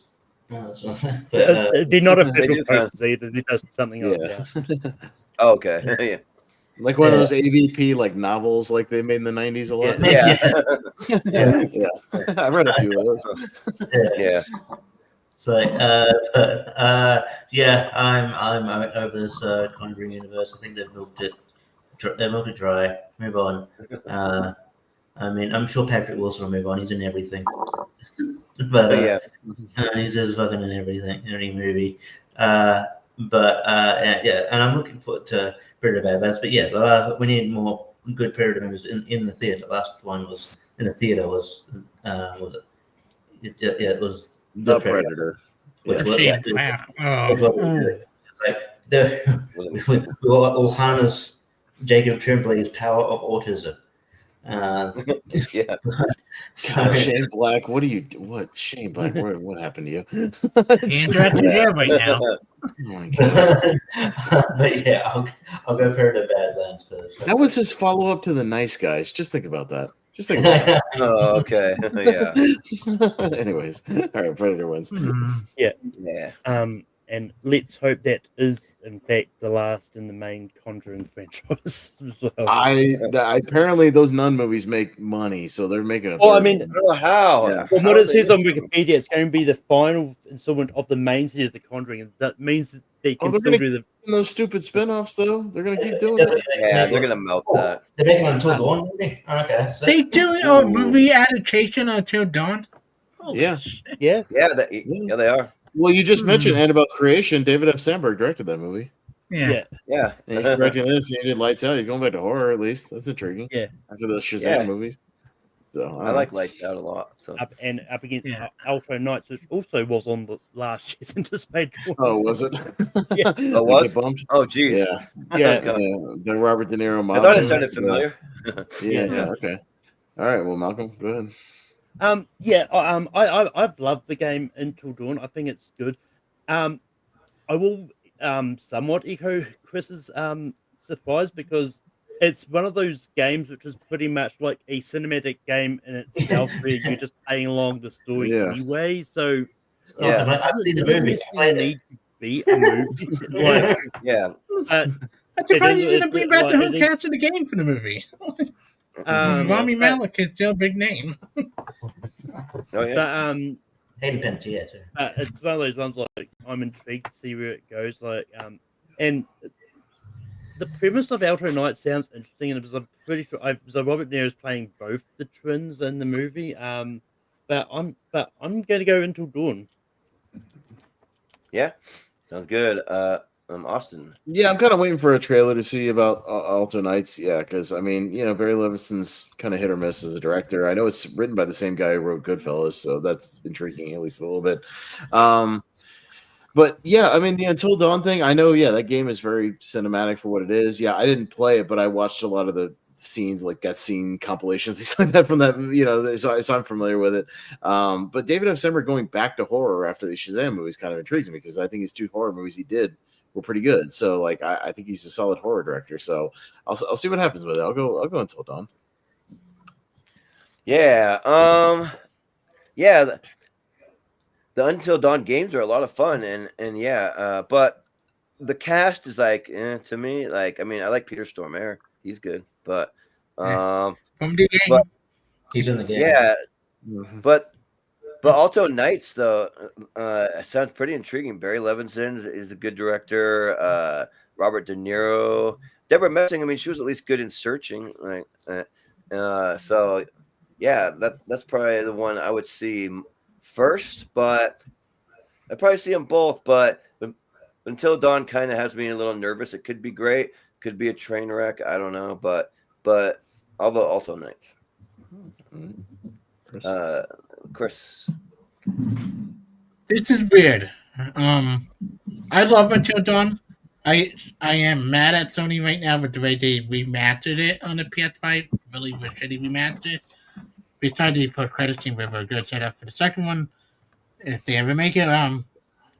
I don't know why they did not bring any of the cast bad for the game because they still do add Army Malik, Hidden Penetier, like a bunch of them still add. I would have loved to see the cat game come back for the movie. But I like Barry Levinson direct a lot. I hope this is a good return for him and not end up like faking Francis Ford Coppola this year. Just because of Robert De Niro, and I have a little bit more confidence in Barry Levinson fail tonight. All right, Richie. Yeah, sort of like Pez. I need to see a trailer for Alto Nights, but it looks intriguing. I'm looking. I don't mind Barry Levinson. He can be hit or miss, like I said, but and I'm good to see like Deborah Messing in a decent role. Like I miss seeing her and stuff. Like last thing I saw her in Searching, but that's going back a while now. But yeah, Until Dawn, it's interesting because it's already cinematic, like you said. And yeah, the only one that's on the cast there, is Peter Stormare, who's in the game. He's the main sort of antagonist. Well, he's a guy. He's a guy that pops up if you die. So, and it's just one of those things where like, it's a reason why I wouldn't want to see like a Heavy Rain game. If you know, that is just like, yeah, well, I don't want to see the game. I don't want to see the movie. I know who I know who the guy is. I know the criminal is. So why would I? But yeah, I think it's almost too cinematic to be cinematic, if you know what I mean. But that being said, I am intrigued, and it's starting conversation, so I'll go Until Dawn. Well, I mean, The Last of Us, that's pretty cinematic, but the series is great. So, and we already know what happens. But JPO, what do you say? Well, I know when they get into the cast from Until Dawn, they couldn't afford them. Rami Malek went way up in the meantime. So yeah, it is kind of funny that we get a great big cinematic retelling for half the cast. But it might be fun. I'll hold up some hope. I'll give my vote to Alto Knights. I hope it is a good return for Barry and De Niro. That team intrigues me. All right, Jordan, you got the tiebreaker. I think I'll give it to Alto Knights. I'm a little more interested in that one. All right, there you go with that. Okay. All right, we've got Wake Up Dead Man versus Sinners, which is Ryan Coogler's new movie. Actually, it's Ryan Coogler and Ryan Johnson. Yeah, Wake Up Dead Man's the new Knives Out movie. Knives Out. Oh, okay. That's what it is. Yes. Yeah. Knives Out Mystery. They did it again. They added that subtitle. Yeah. All right. So me, I mean, I liked Glass Onion more than Knives Out. But yeah, I mean, these movies always have really solid casts. I mean, the cast looks decent for Wake Up Dead Man. But man, I hadn't seen that trailer for Sinners, and I watched it before the show, Jordan. That trailer looks awesome. That trailer looks great. It's Ryan Coogler and Michael B. Jordan doing like horror, like some kind of. It almost looks like supernatural, almost like zombie horror or something like that, like whatever, in some small town in like the 50s or something. Like it looks great. After all the black guys in the barn or whatever. Like it looks good, man. Like it looks cinematic. It looks great. So I'm gonna go Sinners here. I think that movie looks pretty cool. Yeah, this one's actually pretty tough because I'm a big fan of the Knives Out franchise, even though, like, for me personally, I kind of predicted the first one pretty early on in the movie, but I mean, I wasn't really even trying to. It just kind of like came to my head. But yeah, the Sinners trailer looks awesome. Yeah, they're like burning down a barn with a bunch of people in it, and like there's a lot of intrigue. They don't really give away too much, but they make it look like very intense and like I like the setting and everything. So yeah, Sinners is actually pretty high on my list. It might be in my top 10 maybe for most anticipated of the year. So I'm gonna go Sinners. And also, Michael B. Jordan has said multiple times his favorite director he's ever worked with is Ryan Coogler. So they work well together. So anytime they team up, I'm usually pretty interested. So yeah, but I'll go with that. But Chris, I'm interested in both. The one I'm more interested in, because I loved the first two a lot, I have to go with Knife Out, Wake Up Dead Man. I love the cat they put together Glenn Close. Jeremy Renner, after the joke they make of Glass Onion, he in this one. Yeah. Yeah, it's Ryan Johnson. I enjoyed the two Knife Out movie. I really enjoyed his TV show Poker Face. I like him doing murder mystery stuff. So yeah, Wake Up Dead Man. Mm-hmm. And also, Kaylee Spaney's been on a roll lately. She's been doing some good stuff. So yeah. But Richie, what do you say? Yeah, this is tough because Sinners looks great. I can see the trailer as well. It looks fucking great. But yeah, I'm a sucker for murder mysteries, and I do like Wake Up Dead Man a lot. Not a huge fan of the Knives Out mystery sort of title because, I think it was Robert Burnett said it's weird it's called Knives Out mystery when Knives Out was its own mystery. So it's just that was the name of the case, and you're going, it's just weird. It should be like a Benoit Blanc mystery or something, you know what I mean? If he's your main thread, call it like a Benoit Blanc case or something like that. So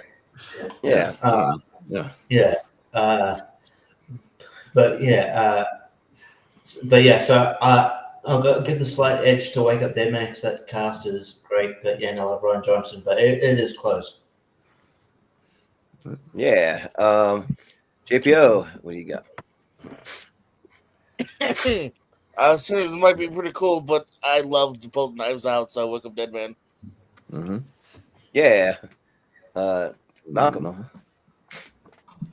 I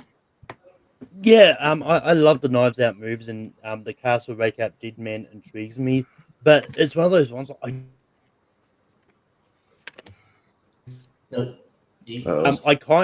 it's one of those makes films. I kind of want to see a trailer to know more about it, but I also kind of don't want to know more about it at the same time.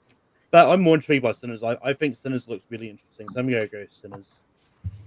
Okay, so it's time to Diaz. Knife Out, Wake Up Dead Man. Okay. Yeah, but if you haven't seen the trailer for Sinners, go check it out. It's really good. Trailer. We've got Eddington in Peru up against the SpongeBob movie, The Search for Squid. Yes. They're making another Austin was ready for that. It's not very bad, so it's not a foregone conclusion that Paddington's not going to get through. Pass. This all round's a big pass. Yeah. Oh God. All right, Joe, kick it off and tell us why it's a pass. Go ahead. Because I don't give a shit about Paddington or anything that Bear's ever done. I don't care. And SpongeBob, at least I was a fan of the first couple of seasons when I was a kid or a teenager. And there's some funny stuff. I don't care about all of them, but I just vote for SpongeBob just because at least have some nostalgia there. So, but Chris. I have to go with Paddington. I love SpongeBob, I do, but I haven't been great in a long while. And the movie was good, but the rest of the movie are not that great. Paddington and Peru. Sure. Richie, what do you say? How I think you forgot to lower the font now. Come on, SpongeBob. So I was like, man, that's a long title.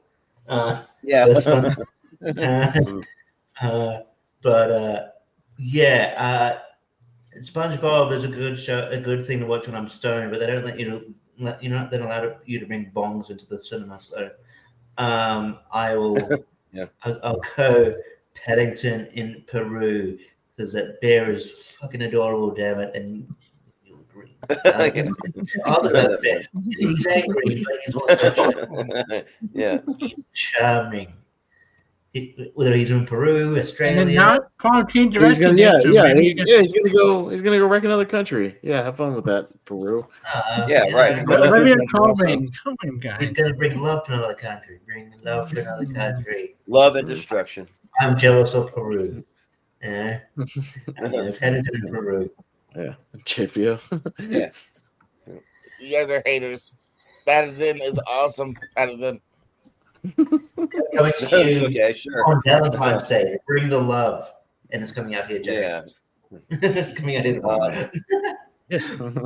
First for you guys. Whoa. Okay. What? Malcolm. Malcolm, yeah. Well, and it was almost like I was almost going to leave it off because it was initially coming out in January 17th. It was thanks to the Warner Brothers moving Flowerville Street to 2026. It was like, you know what, I'll throw Paddington Rooms. That was moved to February. It's like it's a bit bigger gap of time frame now, but yeah. I've enjoyed SpongeBob as a kid. Like, I still enjoy the movies. I have fun with them.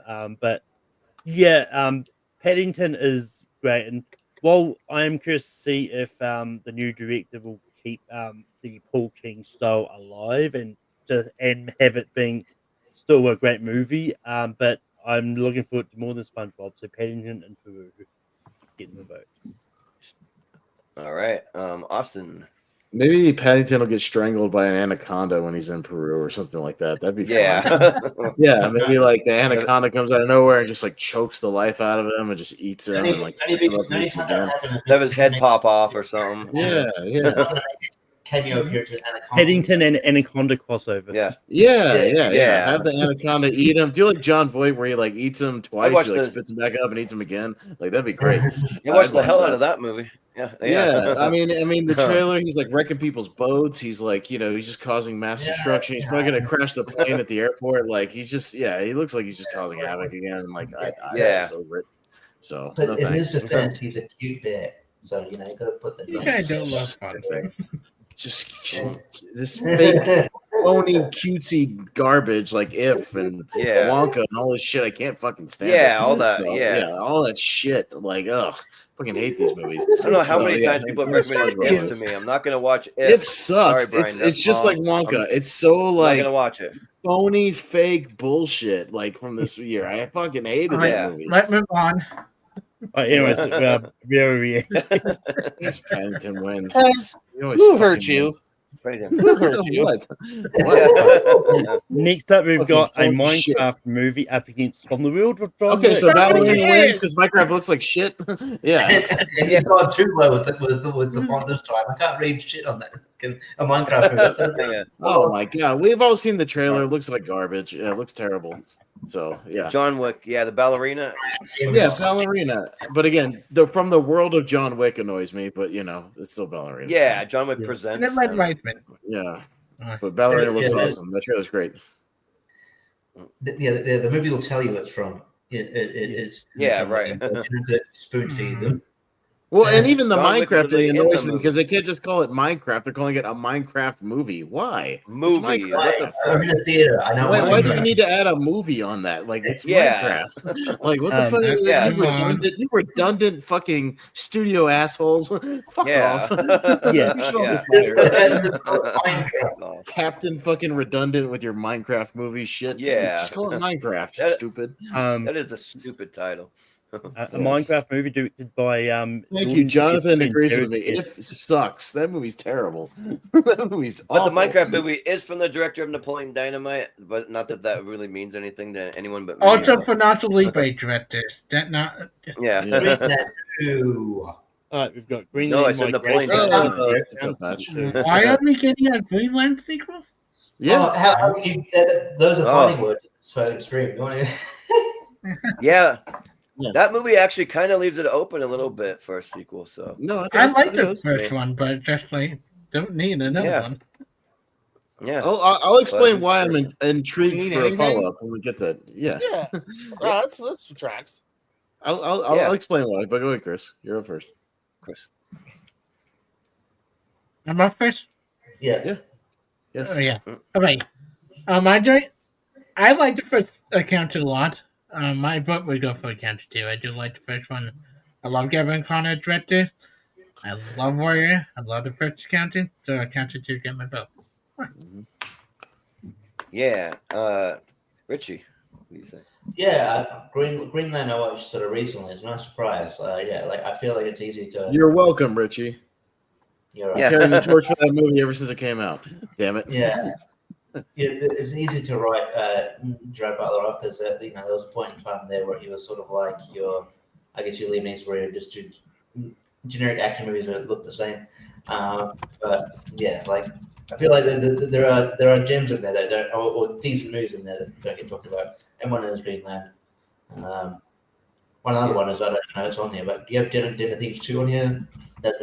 No, I left it off just because it is coming out for the next couple of weeks. So. Oh, okay. Yeah, like so soon. I'm kind of intrigued by that too because Dinner Thieves 1 was okay. But yeah, that being said though, The Accountant 2, I've been looking forward to that for a while. I think the first one was really interesting. I think Gavin O'Connor's an interesting director. And yeah, I'm looking forward to seeing like Ben Affleck get back on track because I feel like but I'm just he had those whole like Justice League debacle. He was in like the way back, but then I think that got overshadowed because that was before COVID. Then he was in Hypnotic, which I mean we liked it from a funny degree. So bad it's good, but yeah. But he also directed Air, and that movie's great. He directed Air, but Richie, get off Ben Affleck's nuts. Yeah. I can't get on them because you're always on them. Like Yours went in the way back. I'm saying that I want him to have consistency. There you go. I like the guy. I was anyway. The Accountant 2. Oh, now get back on this now. Sure. JPO, what do you? JPO, tell us about those nuts and how good they taste. Yeah. He's trying to work it out with Jalen for the 12th time. I have faith that it will work out. No, actually, Greenland was a surprise. I feel like this is right around Moonfall, yes or no? So I almost felt like I confused them and I almost didn't watch Greenland, and then I was like pleasantly surprised by it. So I don't mind refollowing that world. But yeah, Accountant 2 is one. They shouldn't struggle. Aaron was hot, but Ben Affleck will always be hot. So I'll say Accountant 2. Mm-hmm. Yeah. Malcolm, what do you say here? Yeah, I like the first Accountant. I wasn't as in love with it as other people were. But I am intrigued to see the follow-up and that. But Greenland Migration actually kind of intrigues me. Because it'll be interesting to see sort of a family trying to explore this kind of like wasteland like after a big disaster and that. And, I'm kind of intrigued to see where it goes, and so I'm gonna go Greenland Migration. Yeah. Austin, what do you say? No, I'm excited for both of these because The Accountant's really good, and following up with the same director, same cast, I'm down. But yeah, I've carried the torch for Greenland. I've always kind of championed that as a really good hidden gem, really solid disaster movie that has good characters, like a good story, and still has good disaster stuff. And we don't get a lot of movies where you have the disaster and then you have a movie about the follow-up to the disaster. Like we don't get that a lot. So I'm intrigued to see let's see the aftermath of this world-ending event and how we start to rebuild. You just don't get that a lot. Usually you get a little bit of one scene at the end, with everybody kind of emerging, whatever, and you don't get a follow-up to that. So I'm intrigued to see a whole movie about that. So we don't get that a lot. I'll go Greenland. Yeah, so I didn't want to give any spoilers, but yeah, there's definitely room for a sequel. It's not a definitive end for Greenland. So yeah, I'm actually really interested too. I probably watched it on your recommendation, Austin. So so yeah, but The Accountant 2, I'm really looking forward to it. The first Accountant may be top 5 Ben Affleck movies he's ever done for me. It's really good. I really dig the first one, and yeah, when he works with Gavin O'Connor, it really works, and yeah, he just knows how to give him good roles and things to do and good dialogue and all that. So I mean, shout out to his writing team also, but yeah, so I'll go with The Accountant 2. I think I'm just a little more interested in that. All right. What would say Pez mad is if you sat down in the theater and he finds out Greenland Migration is just a crossover with the Duck movie with the Duck movie, yeah. Migration. Those ducks survived, and it's Aquafina and fucking yeah. I'm just yeah, no thanks. No more Aquafina. Accountant wins, yeah. We've got the Running Man up against the Monkey. Okay. Ooh. All right. It's kind of interesting. Long legs. Yeah, it's Oxley Perkins to do Long Yeah. Legs. It's got a trailer out right now. It's been tooling around, and The Running Man with Glenn Osgood Powell, Perkins. Edgar Wright, but it's Edgar Wright, at the helm. So that's intriguing. Edgar, yeah. But Richie, Yes, it's tough. I've seen the Monkey trailer. I've seen it at the theaters now. So it's a couple of times at the theaters now because it's coming out relatively soon. So it's good. Perkins are a relatively new director. I've only seen like Long Legs of his, but yeah, like Long Legs. I thought that was really good. I'm gonna rewatch it here soon because I've got it printed from the library. But yeah, and sort of do the cast. I'm more intrigued by Running Man though because it's not like a full remake of the Schwarzenegger film. It's a remake. It's a adaptation of the book, and I like the cast, and as well as Glenn Powell. I thought initially was exposed, but then I saw Hitman. I'm like, no, you're good. Josh Brolin's always good. Katie O'Brien, I'm keen to see her in stuff since Love Lies Bleeding, and she's all. It's the first time, and she's teaming up with Glenn Powell again when she was in she was briefly in Twisted. Lee Pace is always underrated, and so I'm gonna go. I'm gonna go the running man, but the monkey looks intriguing, but running man for sure. Mm-hmm. Yeah, JPO, what do you say? JPO. His first trailer for the monkey, but you tell me Edgar Wright, you tell me that cast, I gotta go Running Man. Yeah, sure. Malcolm. One thing I actually forgot to mention is this is actually a Stephen King matchup. Is the Monkeys based on a short story by Stephen King?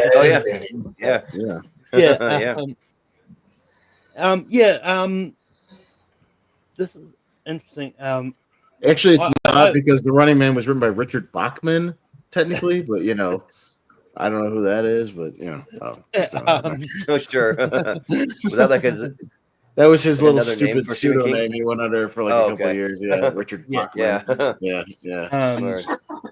But I'm interested in seeing where Edgar Wright's Running Man thing and all that, and because it would be good to see Glenn Powell and something. But I'm probably slightly more intrigued with the monkey because I enjoyed Long Legs, and it's good to see like Elijah Wood doing like a horror movie again.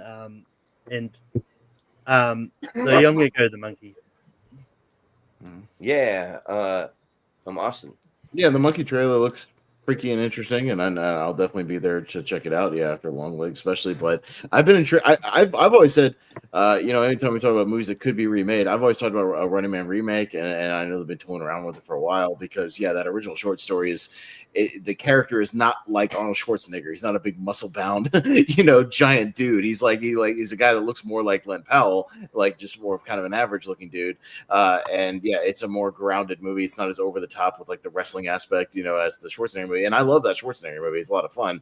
But I've always been intrigued that if they got back to like the actual source material, it could be different enough and it could be pretty good. So I'm kind of intrigued by The Running Man. So I'm gonna go with that.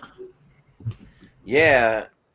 This one's actually a pretty tough matchup for me, but also at the same time, am I the only one that thinks that Long Legs was a tad overrated, just a little bit? Just like I don't know, got like all this hype, and I'm just like, it's good, but it's not like a masterpiece or anything. It's just like okay, but yeah, that's just me. But I mean that cast doesn't intrigue me like. So I didn't even know that Elijah Wood was even going to be in the monkey until I saw a little promo of like the three of them, Theo James, Elijah Wood, and Tatiana Maslany. They're sitting like talking about it and stuff. So like on a couch or something. But and then the Running Man's cast is really intriguing too. I mean, I'm okay on the original one. I actually think maybe they could do it like a lot better than what the original was. And I'm kind of looking forward to seeing what they do. So. Yeah, I'll go with the Running Man. Sure. Chris. Anything I could write beside last night, so was it that way? But it was decent. I usually write a lot of movie. I go with the Running Man.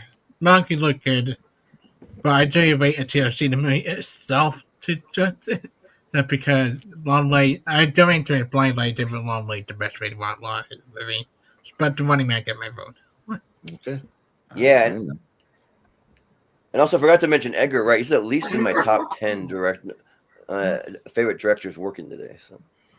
All right, I think we're almost done. We have like 2 minutes left. Yeah, we're almost there. So sit tight, guys. We're almost to the speed round. I promise. You've got Wicked Part 2 up against Lilo and Stitch.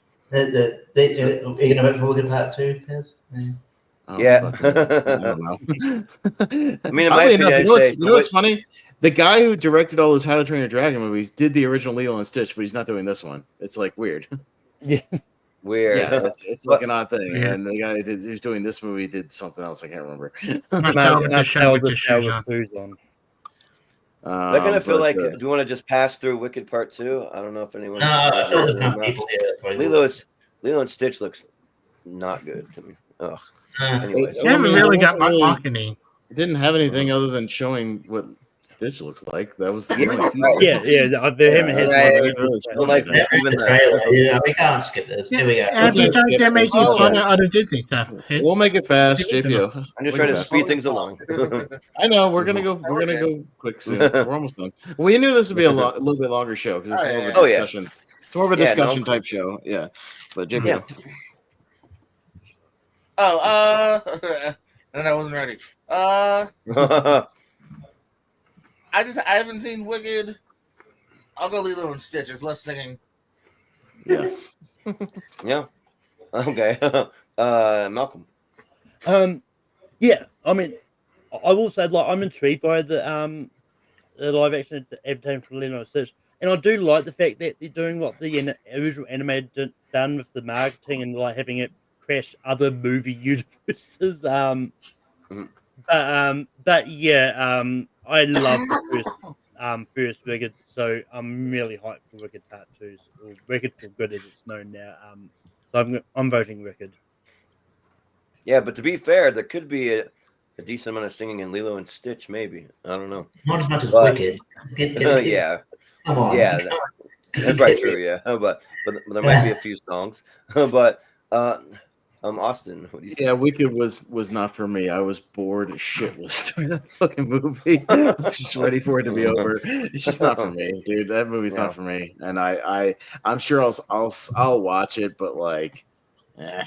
And Lilo is just it's fine. I will say the one thing that I might see it for is they cast Tia Carrere as the mom, so I'm in. So just see how she's doing. Yeah, let's see how she's doing. It's been a little while. I'm just getting on. Yeah, and Hannah. A horror movie. I've seen her. And Hannah Waddingham's in it too, so that's two kind of like milfy actresses. So I'm down. Yeah, right. Yeah, sure. Sure. Yeah, it's fine with me. Was she in Fall Guy? Wasn't she? She was the. Yeah. Yeah. She was. Yeah, she was the two. Well, there are two actresses that can sing, so you know there's probably going to be music in that thing. No, you don't. Just saying. but yeah. So look, this one's easy. I don't give a shit about Lilo and Stitch live action. I don't care. It's like one of the lowest movies on this whole list for me. I just do not care. I don't even love the animated one all that much. It's good, but I just do not want to see any other animated movies made into live action, and especially Lilo and Stitch. It just doesn't work for me. So and Wicked is my favorite movie of the year. It's my number one. That baffles me. So it's so good. It's just because I grew up. I saw the play on, like, not on Broadway, but when it toured around the country, and it was really good. And what do you mean? Yeah, but I just love the movie. It's just really, really good, and I'll get in more in depth on it when we talk about our best of the year. But so yeah, I'm really hyped for Wicked Part 2 because they're doing stuff that's not in the play, but it's probably in the book. So yeah, it'll be new to me because I have the book for Wicked, but I haven't read it. so I want to, but yeah. So Wicked Part 2. Chris? And he has the book right there.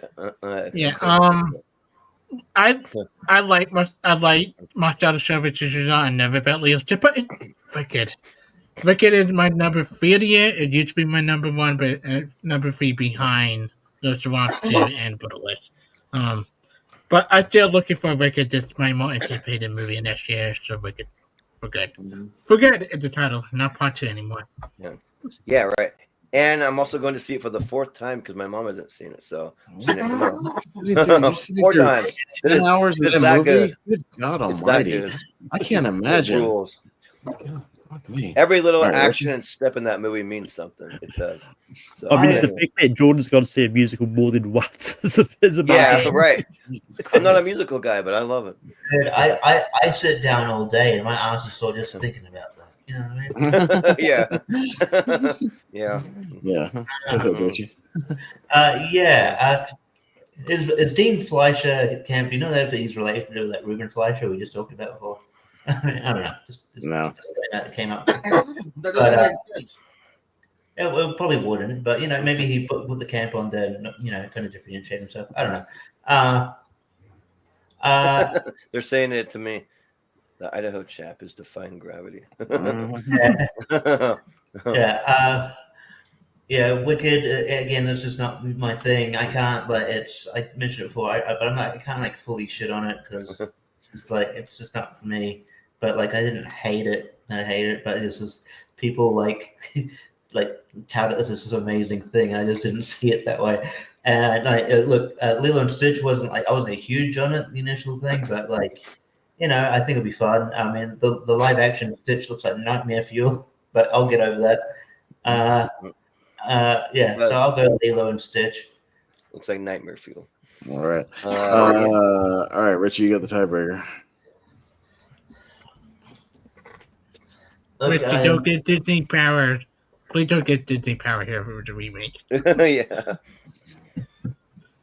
Lilo and Stitch. Oh, come on. Fucking hell. You're killing me. I don't You're killing me. We don't care. Anyway, we've got you're not musical guys, and I'm not either, I guess, but I am here. House with Danielle Deadweiler in it, and Five Nights at Freddy's 2. Okay. Pass. I enjoyed the first Five Nights at Freddy's for what it was. It was one of those ones that was clearly aimed at the people who were more into the games. With the fact they didn't really explain much to us. But I'll probably still go see the sequel. But The Woman in the Yard is it sounds interesting and I'm curious about it, so I'm gonna go The Woman in the Yard. Yeah. Austin. I would go The Woman in the Yard, but that director, when I looked it up early today, has directed 9 generic Liam Neeson action movies, and I'm just that doesn't sound good at all. Yalmo Color. Just look it up. It's like every other movie directed is those shitty Liam Neeson movies, and I'm just meh. And I mean, I'm not terribly excited for Five Nights at Freddy's 2 either, but maybe they'll get more into it and get more horror, because I felt like the first one kind of dropped the ball and was had flashes of decent stuff, but didn't really dive in. Instead, it was way more about the human people, which is exactly what everybody wants in those movies. That's why Sonic 3 was great. You dump the human characters and just get to what people want to see.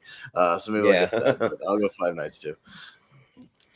Yeah. The Woman in the Yard looks okay.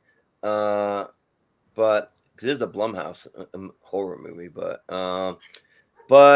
Five Nights at Freddy's. I saw the first one and I liked it, but man, I had a horrible theater experience with a group of 3 girls behind me that wouldn't shut the hell up, and I had to tell them. I said it nice the first time. I was a little more aggressive, and I said, "Fucking shut your mouth, or I'm gonna go get the manager and just shut up." If you're gonna have a conversation, do it outside the theater. I don't care if someone says a few words here and there. But when you're talking literally the whole movie about nothing related to the movie, because they're talking loud too, it's just annoying.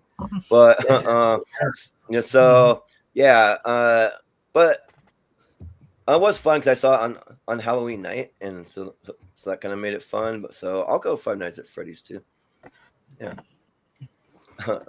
Chris. I like Five Nights at Freddy better when it was called Willy Wonderland. Oh yeah. That movie was almost kind of better. Yeah. I love Daniel Detweiler. 24. I'd go with The Woman in the Yard. Daniel Depp on Divide, and they hopefully get an Oscar nomination come next year for Piano Lesson. Yeah. Richie, what do you say?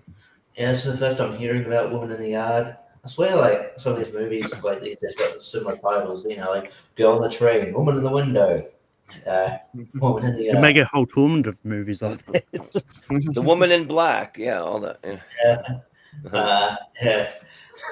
And I wasn't like the biggest fan of Friday Night at Freddy's. I thought like it kind of like Malcolm said, sort of like you out in the cold if you didn't know the game lore a bit. It didn't really do much to kind of it's just it was too focused too much on humans.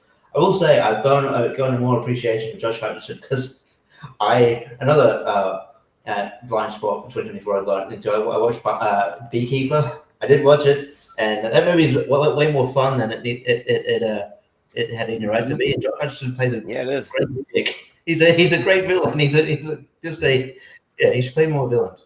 So I don't know. I want to like Friday Night at Freddy's. I think there's enough there to me to enjoy. So I'll go Friday Night at Freddy's. Mm-hmm. Yeah. JPO. Yeah, as Pez said, not a great track record for the director. I don't know these actors very well, so easily got to go Five Nights at Freddy's here. I too was kind of underwhelmed by the first one, but like I'll hold on hope the second one maybe expands and does a little bit better. Yeah. All right. Good. So Five Nights at Freddy's. I think that's the last one. I think. Yeah.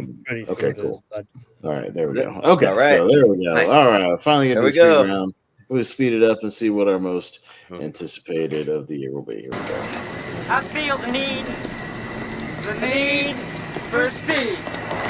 Ow! Well, there we go. All right, so we've done that. So now we will speed things up and we'll see what makes our most anticipated list and what makes the Elite Eight. I'll write those down too. So yeah. All right. Golden. I can't remember. You gotta scroll Golden down. versus Karate Kid. Okay, me, I'll go Karate Kid. Jordan. I'll go Karate Kid. All right, Chris. Rest on, rest off, Karate Kid. All right, Richie. Hiya, Karate Kid. All right. Yeah. JPO. Okay. Oh, Karate Chop. Remind me to do that again. Malcolm. I like golden. Okay. Okay. No, Karate Kid. Daniel-san. Meshing Machine up against Mortal Kombat 2. All right, Mark Kerr in the tournament of Mortal Kombat. All right. Jordan. I'm gonna go Mortal Kombat 2. Okay. Chris. I go with the Rock, the Smashing Machine. All right, Richie. He might do it right in Mortal Kombat if it wasn't drug tested. I'll go to the Smashing Machine. Yeah. JPO. Smashing Machine. Okay, Malcolm. Walk, Smashing Machine. I think I'll also go Smashing Machine, but I'm looking forward to both. So, Yeah. All right. They got Mission Impossible: The Final Reckoning up against Thunderbolts. All right, Chris. All right. It's time to accept the missions. Mission Impossible. Yep. Richie. Mission Impossible. JPO. Mission Impossible. Malcolm. Mission Impossible. Ditto. Jordan. Yeah, he needs him to trust him one last time. Let's go Mission Impossible. All right. You know. If it's the last movie. Yeah. It's the last movie. He's moving on. Yeah. Tom Cruise already said he's moving on to other shit after this. Yeah. He can't do those stunts anymore. He already signed a deal with Warner Bros. I must have double clicked the Bride at one point, but it's the Bride versus Final Destination Bloodlines. Okay. Oh, okay. Richie. It's tough. I'll go Final Destination Bloodlines, but I can probably be a better movie, but I'm just a Final Destination fan, so I have to. Yeah. I'll go JPO. Final Destination. Malcolm. Yep. Final Destination. I've been waiting for that Final Destination for like 15 years. Final Destination. Yeah, Final Destination. Chris. The Tony Todd Final Destination. Yeah. Yep. Yeah, it All is. right, there you go. Mhm. Saw 11 up against the Naked Gun. Okay, JPO. Naked Gun. All right, Malcolm. I can't believe I'm saying this, but just because there's not a lot of information about Saw 11 yet, Naked Gun. Just because there's not a lot of information about Naked Gun, I'm going Saw. I seen a At trailer, least I know here, better. Yeah. Yeah. At least we know he plays his son. I'll go Naked Gun. Chris. Chris. Let's play a game. Saw 11. Okay. Richie. Saw 11. All right. It's a tie to JPO. Oh, Naked Gun, baby. Cody Rhodes. All right, Cody Rhodes. Yeah, Cody Rhodes. I think he's credited as Cody Reynolds on IMDb, but yeah. Yeah. Oh, really? yeah. Nate, Life of Chuck up against Captain America: Brave New World. Malcolm. All right. Life of Chuck. Going Life of Chuck. I think Captain America's going to be a disaster. Jordan. Yeah, the trailer looks cool, but I think it's gonna be a disaster, and it's Mike Flanagan, so Life of Chuck. All right, Chris. Loki and Luke Skywalker in the movie together. Life of Chuck. All right. Oh yeah, Mark Hamill. For some reason I didn't even notice that. Mm-hmm. Richie. Life of Chuck, and I can't remember Ken Gillen's character in Guardians of the Galaxy. Nebula. Nebula. There you go. Yeah, I forgot it's got Karen Gillan. That's my like biggest crush, like one of them. And the Optimus to cast. Yeah. JPO. Yeah. Oh, Life of Chuck. Life of Chuck. Clean sweep of Captain America. All right. No Marvel movie where we had got one more to go. Yeah, showed you how much the Marvel enthusiasm has gone down the last couple of years, eh? Yeah, right. Yeah. Even me, and I mean, for me, it's just I'm a big comic book guy. Because I am looking forward to Brave New World personally. You mentioned before about that's the trailer that's been shoved down my throat. Yeah. Who's on my top 64? 28 years This later. is like almost all comic book movies. But yeah. Me first, I'm going 28 years later, big time. Jordan. It's closer than you would think for me, but I'm gonna go 28 years later. Chris. 28 years later. Richie. 28 years later. JPO. 28 years later. All right, Malcolm. Jurassic World Rebirth. He has to be that contrary. He just has to be. Come on. Come on. You be Can the you make only a one good in Jurassic the World 28 years later after the original? Maybe. Well, I mean, I'm not that high on the other ones, but then again, I haven't seen them in ages either. So Yeah. All right. I mean, they might be different between two of them. So it'll be interesting. Yeah. All right, got Fantastic Four First Steps up against F1. Oh, F and F. All right. Yeah. F1. Fantastic Four first versus F1. Sounds like the same title. All right. Yeah. Jordan. I don't know. Like motorsports movies are hit and miss for me, so I'll go Fantastic Four here. Chris. You know, I get some Marvel some love. This is my only other thing other than Daredevil. Next year, Fantastic Four. Yeah. Richie. If you want to see a motorsport documentary, watch Sinners. It's a good documentary. Anyway. Oh, yeah. JPO? I've heard it's good, yeah. Mm-hmm. I'll give some hope that we got Fantastic Four finally figured out. I'll take Fantastic Four. Yeah, despite the dumb title, maybe it'll be good. Yeah. Malcolm. Yeah, I've got some hope. Fantastic Four will be good. So Fantastic Four. And I would have gone F1 because I don't trust the MCU right now. But, yeah. We've yet to get a Got to stick the landing for a Fantastic Four movie. It's sad when Daredevil and Fantastic Four are the only thing I'm looking forward to from Marvel. Yeah. Yeah. All right. I mean, the show is getting better. Agatha good. I don't care. Nobody gives a shit. I've heard. Who asked for Agatha? Nobody gives a damn. What are we doing? It was a fun character. I've heard people say that it's actually kind of good, but I haven't watched it. Yeah. All right. The Pamela Pie episode. Got Mickey 17. Oh no. Oh, these are two of my like. Chris? So I had to tell I had to go with Bon Joon-ho. I had to go with Mickey 17. Okay, Yeah. Richie. I don't want them to bleed. People won't get this reference, so let's watch the sketch. I don't want them to bleed on me, so I'll go Heavy Gilmore too. Yeah. JPO. GPO. Oh man, are you kidding me? This is tough. Yeah. I'll still stick with the Sandman for now. Okay. Yeah. Malcolm. Yeah, I need to see more from Heavy Gilmore too, so I'm going to go Mickey 17. Yeah. I'm Austin. just slightly more excited for the original Mickey 17. Yeah, I think I'm a little more excited for Mickey 17, but it's tough. So I'll go Mickey 17. All right, Mickey 17. Yeah. Got The Day the Earth Blew Up Looney Tunes movie up against How to Train Your Dragon. Oh no. All right, Richie. I guess the Looney Tunes movie. Yeah. It's okay. It'll lose the next round. It's fine. It's whatever Kinda loses nice Mickey to 17. So it's fine. JPO.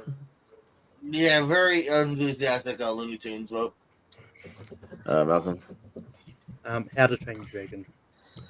I'll go Looney Tunes, but it'll lose to Mickey 17. That's fine. Yeah. Jordan. A Looney Tunes movie. And Chris. Yeah. Oh, How to Train Your Dragon and Looney Tunes. All right. It's Looney There Tunes. we go. Bugonia up against the Black Phone 2. Okay. JPO. Maybe a horror matchup. I don't know if Begonia would be a horror. Yeah. I'll go Begonia. Okay. Malcolm. Yep. Bugonia. Yeah, I'll go with my boy Yorgos Begonia. Yeah, I'm on board with Yorgos, so let's go Begonia. Chris. Chris. Despite a remake, I go with Begonia. Remakes are alright. Well, I mean, it's a remake of a foreign film from like 20 years ago. Yeah. I'm fine with that. I'm Yeah. fine with Yeah. that. I'm like, Yeah. I didn't It's even like know about a whatever. remake. Movie that most people haven't seen, so I'm fine with it. Yeah. Yeah. Yeah. I don't mind that necessarily, unless it's Old Boy by Spike Lee. Yeah. Then that's Yeah. Yeah. bad. Yeah. That's unnecessary. We don't talk about that remake. Yeah. It's also a weird movie for it to do. It's not as- Yeah. Maybe. That is weird. Yeah. All right, we've got I Know What You Did Last Summer up against Predator Badlands. Okay. Okay. Malcolm? Malcolm? Predator Badlands. Yeah, I'll go Predator. Jordan. Yeah. Predator Badlands. Chris. Predator Badland, Detroit. I Know What You Did Last Summer. Predator Badland. Yep. Richie. Richie. You're in the Badlands. All right, JPO. Yep. Please read it. Oh no. Got that nostalgia glasses. Kind of do. Yeah, I don't do that time. I'm gonna give it that. Okay. Nostalgia vote. All right. Sounds good. Okay. We've got Alto Knights up against Wake Up Dead Man. Okay. Oh, this time I'll go Wake Up Dead Man. I didn't vote for it last time. Jordan. Yeah. I just want to see a little more. Like, have we got a trailer for Alto Nights? I don't think so yet, right? Not yet. No, not too much. Maybe by January. Maybe. Which I feel like we should because it was delayed for a year. But I'll go Wake Up Dead Man. Chris. Yeah, Wake Up Dead Man. Yeah. Richie. Richie. Wake Up Dead Man. JPO. Not top 3. All right. Okay. Malcolm. I mean, to be fair, we don't have a trailer for Wake Up Dead Man either, but Wake Up Dead Man. Yeah. Yeah. Yeah. It's true. But still, it is a sequel, so we know what the track record is. You know what the tone And is. we had a Yeah. title teaser, but that been it. Well, Oh, yeah. but, doesn't Pennington in Peru up against John represents Ballerina. Oh, come on. All right. I think the choice I is want this pretty crossover you never knew you wanted. You wanted Oh man, this was fun for the whole Yeah. family. Yeah. fun. Yeah, Both that's of a them double feature. That's right. Both of them are completely destroying shit and wreaking havoc. Both of them. Yes. Uh-huh. All right, Jordan. Oh, Ballerina by like country mile. Chris. Paddington in Peru. Ah, Richie. Richie. I'll go with Ballerina. There you go. I'll do it. All right. GPU. Paddington. Malcolm. All right. Just because it's literally coming out really soon for me. John represents Ballerina. Ooh. On Fucking A, Ballerina. Get that fucking bear out of here. Yes, let's go. Yeah. Hey, who's that cute bear? Who's that cute bear? No. Paddington would be better than Captain America. I would bet you that the same week it came out. Maybe. Marmalade tastes like assholes. Yeah, We've got the Accountant 2 up against the Running Man. Mm. Oh, Okay. fuck. Okay. Chris. I had to go to Running Man. You're right. Like, Right. man. Richie. Richie. It's the Running Man. JPO. GPO, yeah. Running Man.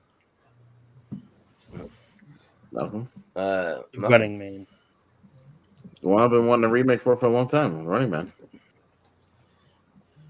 One I've been wanting a sequel for a long time. The Accountant, too. All right. Running Man. That's it. Okay. Intrigued. Yeah. Now, are there any wrestlers in the Running Man that you know of? Not yet, but I mean, there could be, but who knows?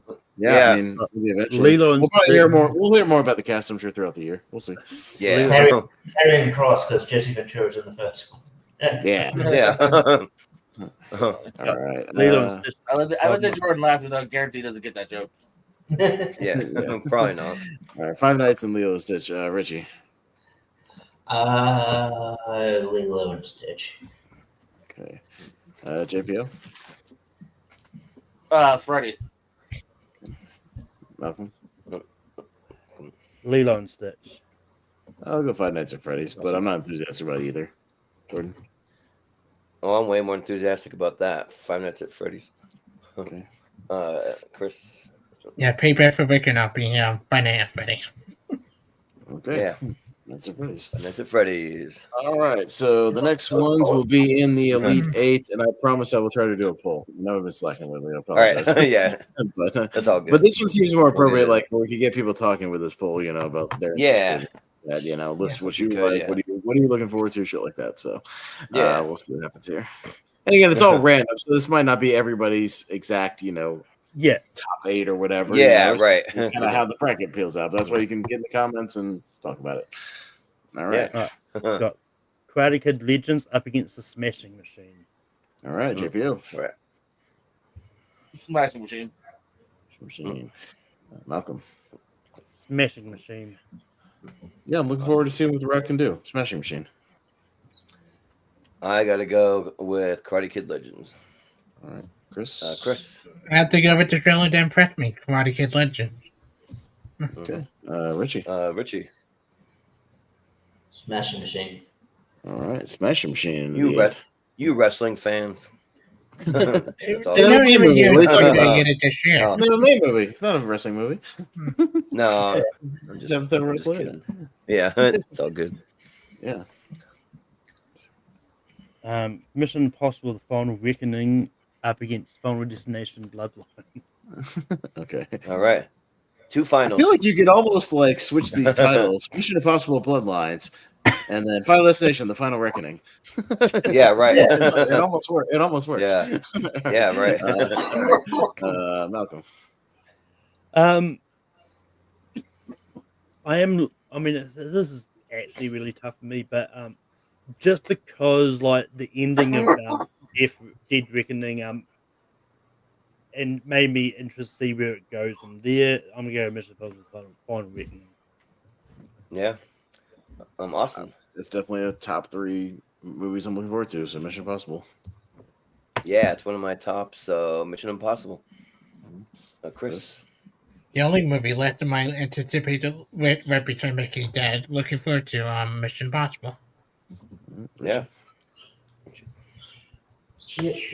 Yeah, I mean, probably sucks the way the bracket turned out. Well, wish I'd got it up against each other later on, but that's what it is. Yeah. All right. Yep. GPO. Mission Impossible. Mission Impossible. Yeah. Don't. So I find a destination. You've been terminated. Yeah, but I'm looking forward to it. Hopefully, it'll be in theaters. They don't just dump it on Max. Yeah. Well, I don't know if I'm remembering it wrong, but didn't the first part of this Mission Impossible win that tournament? I think so. It might have. No, because it. Remember, John Wick Chapter 4 won that tournament. Oh yeah, it came down to you're right. But I think it came down to John end, Wick and Mission Impossible. I think it came down to that in the finals. Like it was tough. Yeah. We've got the Naked Gun up against the Life of Chuck. All right.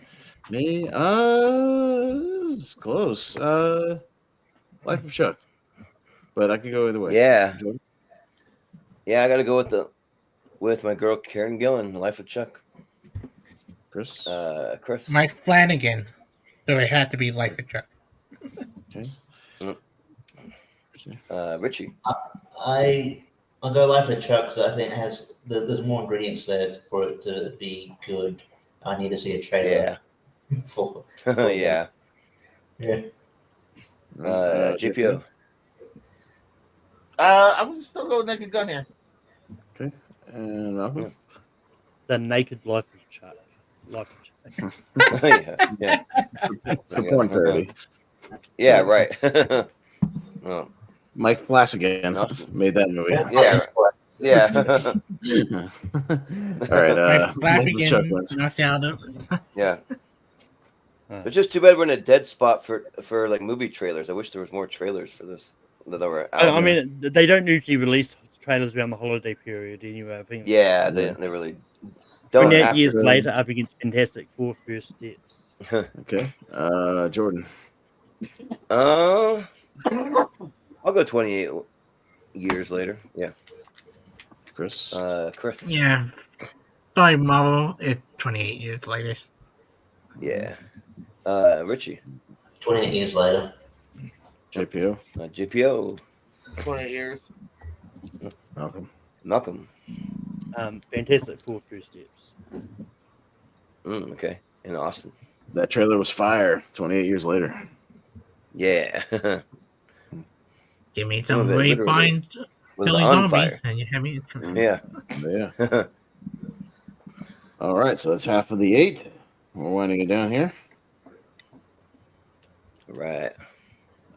Mickey 17 versus the day the Earth. So Mickey 17 wins? All right, cool. Yeah. All right, so 17, yeah. All right, so our first easy one, path into the 8 there. So yeah. Okay, Mickey 17. We've got Begonia up against Predator. Ooh, shoot. Yeah. Okay. Dang. Chris. All right. Both great director. You know what? They make it interesting. I don't go Predator Badlands. Yeah. Okay. Yeah. Richie. I'm gonna go Begonia. Yeah. JPO. Predator. Okay. Yeah, Malcolm. Begonia. I'm going to keep it interesting. Go Begonia. Yorgos is one of my guys now. Yeah, like for me, I feel like Begonia is like a sure thing to be good, and Predator's like I'm probably going to be good, but I'm not sure. So I'll go Begonia. Okay, Begonia maybe could be a dark horse here. There you go. Yeah, right. yeah. Stephen Blade. We joked about. We probably talked about it in the last 3 tournaments. It's not coming out. That movie's never coming out. Yeah, I'm thinking right now. It did be at cancel.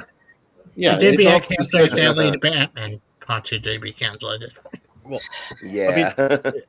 I mean, we're going to get Blade as Moon Knight as a cameo in Marvel Zombies before we get Blade the actual movie. Yeah, right. We're going to probably get Blade before we get the Batman Part 2 at this point. We got fucking Wesley Snipes back as Blade before they made this new Blade. Just think about that. Yeah, right. Yeah. Oh, Wake Up flying Dead fuck. Man up against John represents Ballerina. Ballerina. All right, Richie. It's close, but I'm gonna go Wake Up Dead Man. Okay. Yeah. JPO. JPO. Dead Man. Malcolm. Malcolm. Wake Up Dead Man. Going Ballerina here. Give me rest in peace, Lance Reddick, man. Give me one more shot of Lance Reddick. Right. Yeah, and also the franchise that has had like some of the best movies of any franchise. So Ballerina. Chris. Yeah, going with the one that doesn't feel like a prequel. I'm going to Wake Up a Dead Man. Okay. All right. Wake Up Dead Man. I love Ballerina idea that like it's prequel to technically 4 and then a sequel but to one of 3. I mean, I mean, a it's one of spin-off or like like to me. I think a side Ballerina's story. sort of been coming out for like ages, and like it's just kind of We don't know if it's. If they had released it between 3 and 4, I'd be more excited. Just feel like But we've got the 4 Running came Man out. against Five Nights at Freddy's 2. I think I don't know where this is going, but Yeah, JPO. Yeah. Running Man. Malcolm. Running Man. Yeah, I'll go Running Man. Running Man. Yeah, Running Man. Chris. Even if they made it that 5, would it still be Running Man? Yep. Richie. Yeah, Running Man. Yeah. All No one's right, gonna pass that one through, but it's fine. Yeah, but just want to make sure. You never know. Yeah. But we got an interesting Elite Eight. Not a lot of ones that I wouldn't have thought, like, looking at the list would have made it this far. But yeah, I kind of like the variety here. I kind of dig it. So we got some like Same big here, tentpole stuff, some franchise, but a lot of like kind of original movies, some original movies too, which I can dig. Yeah. So there you go. And some that could potentially be Oscar favorites. Maybe even that. So yeah, we'll see what happens here. This is interesting. All right. It's going to be the Special Machines versus Mission Impossible final. All right, Malcolm, you're up first. It's kind of tough, but yeah, I've got to go Mission Impossible. Yeah. Austin. Yeah, I can't wait to see him stick the landing, man. Mission Impossible. I know they're going to do it. Yeah. Oh, yeah, they're going to do it. So I'll go Mission Impossible. Chris. I had to get late one of my anticipated list of high Mission Impossible. Yeah. Richie. You had a good run, Rock. I hope this is your best performance, but I'm going Mission Impossible. Yeah. Yeah. JPO. I'll be the outlier. I'll say Smashing Machine. I really want to see what the Rock can do. No, fair enough. I'm looking forward to it. I want to see a trailer. God damn it! Show me some footage. I hope. Give me something.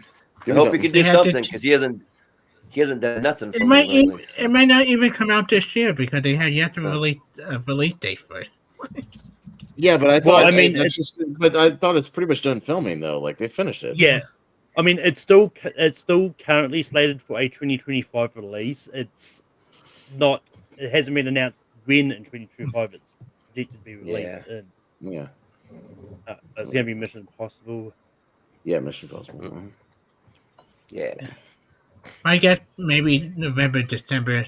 So yeah, I would imagine they're going to put it for us. Yeah, it'll be later in the year. Yeah. All right. Life of Chuck, 28 years later.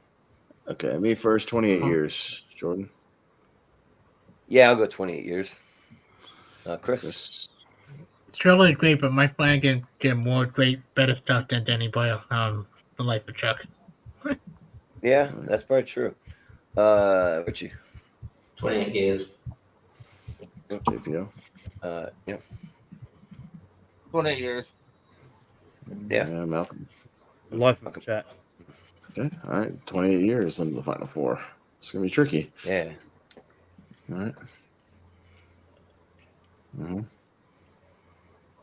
All right. Other side, other four. I think it's Mickey 17. Mickey 17 versus Begonia. Oh yeah. Ooh, Bong Joon-ho and Yorgos Oh, jeez. Okay. Man. All right. My Two foreign directors. Okay. Jordan. Yeah. I like Yorgos Lanthimos a lot, but I gotta go Mickey 17. Okay. Chris. Chris. Bon Joon-ho, Mickey 17. Yep. Richie. Begonia. Yeah. GPO. JPO. Mickey 17. Yeah. All right. Malcolm. Begonia. Austin. Might go Begonia. Oh, So I'm man. going to tie it to Malcolm. I'm sorry, Mickey 17, but Oh, upset. Okay, that's Begonia's the dark horse tonight. That's the dark horse tonight with Yorgos, man. All right, man. Mission Impossible now the only one left in my more anticipated list. You'll understand. got Wake Up Dead Man. That one kind of hurt, but Running it's Man. fun.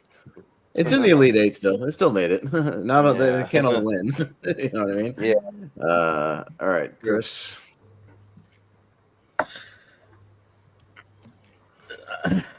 You know what? A day may interesting. Wake up, dead man. Okay. Yep. Richie. Richie. The Running Man. JPO. Which man's gonna win? GPO. Wake Up Dead Man. Okay. Yep. Malcolm. The Running Man. Yep. Austin. Running Man. And I will go with Wake Up Dead Man. Okay, it's a tie to me. I'm putting through the Running Man. We got two kind of dark horses on the right side. Okay. Making it to the final four. Yeah, and one that I didn't anticipate making this far, but yeah, so it's like two ones that are pretty hyped that already have trailers, and then the other two that we don't know a whole lot about, but they're there. So there you go. I kind of like it. All right. Okay.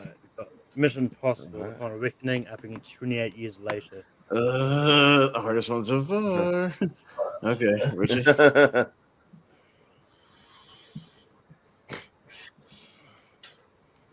Mission Impossible. JPO. Mission Impossible and what? 28 years. Ooh. I'm gonna go 28 years later. Malcolm. Win. Mission Impossible. Yeah, this is probably like number one and like number two or number three or something like that. Like they're really close, but I'll go Mission Impossible. I just got to see the finale, see him kill it. Yeah, same here. And I'm really worried about Luther. I don't know, but Mission Impossible. Chris. And we got our boy Alphaman also in it from Life of Chuck, Mission Impossible. All right, Mission Impossible in the finals. Okay. And Bob All right. Odenkirk. What the heck? Got Begonia up against the Running Man. Oh, All right, Edgar Wright and Yorgos. JPO. Running Man. Running Man. Malcolm. Malcolm. Begonia. And these are both really up there too. I'll slightly go the Running Man because I'm the one that's always bringing it up in our potential remakes thing. Yeah. You know, I've always been the one that said that over and over again. I mean, I've never been that high in the Running Man. I mean, it's good, but I mean Begonia. Chris. yeah, Yoga done more for me than Edgar Wright did with his last movie, at Begonia. Okay. Last movie was good. I liked it. I didn't love Black Knight so that much. It's tough. This is really tough. The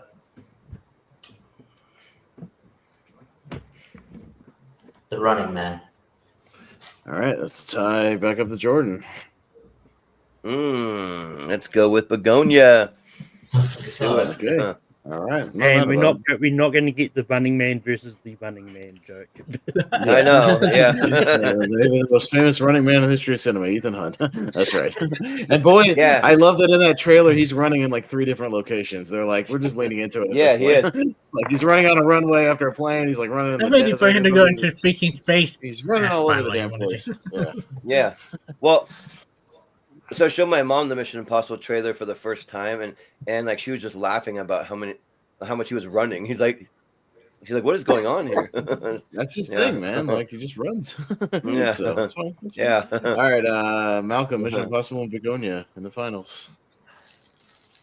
This is actually really tough for me, because I am looking forward to Mission Impossible. You know, I'll make it interesting to see what happens. Begonia. Austin. I can't. Mission Impossible. It's probably my number one. Yeah. Yeah, it is my number one. So Mission Impossible. Chris. It's my number 2, but it's Mission Impossible. Yeah. Richie. I do like how the picture of Begonia is just a deadline article of the announcing of the movie. Well, I couldn't find anything better. Yeah, there's nothing out there. Yeah, there's nothing out there. I don't blame you. Yeah. It's funny. It's good. I liked it, but yeah, it's sort of, yeah, I'll go Mission Impossible. All right, JPO. Yeah, I'll Mission Impossible for sure. All right, well there you go. It might have been inevitable, but yeah, Mission Impossible. Yeah, Takes out. But it was you know, justice for it, because again, I think it Yeah. lost to John Wick Chapter 4, just like the Dead Reckoning did. You know, like in the finals of that one, so it was close. And yeah, the finale. All right, yeah, we're hyped for it. It definitely looks good. Hey, at least I have something to play at the end of the show. I don't have anything for Begonia to play. It would just go to the credits. We got the one thing there's is, actually a trailer for. that we may never have a Mission Impossible movie in a tournament ever again. So it's kind of fitting. Maybe It may not. I mean, Maybe maybe. That's good. 2025, best of 2025. You know, we still have the original one, the '96 tournament coming up. Yeah. Well, yeah. we got best of 2025 one, next year if it could. Yeah. Yeah. But yeah, that was fun. This is one of my favorite episodes to do every year. So it was a lot of fun because we got a whole new slate of movies for the next year. So you can get amped up and pumped if you're a movie fan. So yeah, it should be a great time. And I was just gonna shout out. There's one other movie that I was gonna bring up for the honorable mentions, because I don't know if anyone saw the trailer, because there's a trailer out. There's a new Barry Keoghan movie. It's called Bring Them Down, and basically the synopsis is, and it looks really intense. It says an Irish shepherd is drawn into a violent conflict with a neighboring farm when his sheep are massacred by unknown men. And these like two farmers, like in like two different like little farming families, and they're just like going at and fighting each other, and it looks really intense. So check out the trailer for Bring Them Down if you get a chance. It feels like a darker version of Banshees of Inisherin. Yeah, right. Yeah, that's like what it seems like. Yeah. So yeah, but yeah, that will do it for us tonight. So yeah, if you tuned in, then hopefully you got some good recommendations. You can check some stuff out, and when these movies come out, we'll all share our thoughts and all that. So yeah, but yeah, we'll start with Chris. Where can we find you? Oh, you can find me on Sunday night at 9 p.m. right here on Cena Heard, the final round of round 1. Mm-hmm. Like, yeah. Anywhere else, the only honorable mention would have mentioned of the Jack Quaid 2 movie coming out, Novocaine and The Companion, both look really good. And The Gorge on Apple TV also look good with Mario Teller. But yeah, anywhere else, that's right. I was going to say there's a few movies. We only had 64 slots, so yeah, the few movies. Happy New Year to everybody. And my number 1 anticipated movie was Wicked, but Mission Impossible 2. Yeah. And Richie, where can we find you? Yeah, you can find me online. Just a movie Hero Network, 25 Ranker. We'll check out all the movies this week. Doing What Dreams May Come. So I was watching it before we started the show. I'm almost done with it. Yes.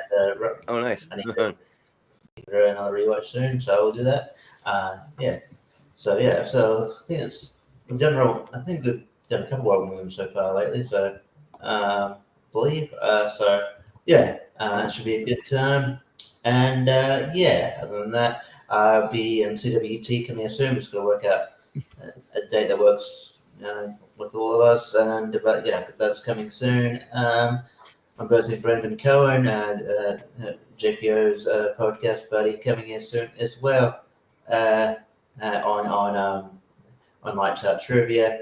And yeah, other than that, Lonely Marks will just be reviewing, recapping World's End pay-per-view. And yeah, other than that, I'm around on other trivia things to pop up here and there. Mm-hmm. Yeah. And you said that you found someone for Wheel of Movies to have on? We reached out to Steven, but he's not available on Thursday. So yeah. Okay, good. I was gonna say, since he's in the chat, that was on his list, I think. But yeah, no, I reached out to him. He said he's unavailable, unfortunately, so we may just rock it ourselves this week. Okay, yeah. But JPO, what do you have going on? Yeah, I'll keep it short. The Pierce codes are usually find me at. Lots of movie shenanigans happening over there. Got a lot coming up in the new year. So we got to do some countdowns. We got to do some more trivia, all that jazz. Plus, Lonely Marks had said Thursdays. Oh, it's such a good time. We got Netflix, got HBO Max, got World's End. So much is happening in the next couple of weeks. Definitely tune into that. Mm-hmm. Yeah, sounds good. Yeah. And Malcolm, what do you have going on? You can find me on Tape for Productions or host Rankum. It's currently on hiatus, but we'll be back on June the 12th for our annual top 12 movies of 2024. Both Austin and Richie were both going to be there. And you can also find me on my own personal channel hosting Spare from the Past. Next, I'll be back on January 8th. We'll be talking about the Royal Rumble from 2018. I've still got to get a guest for that, but I'll be reaching out to people in the week. Yeah, sounds good.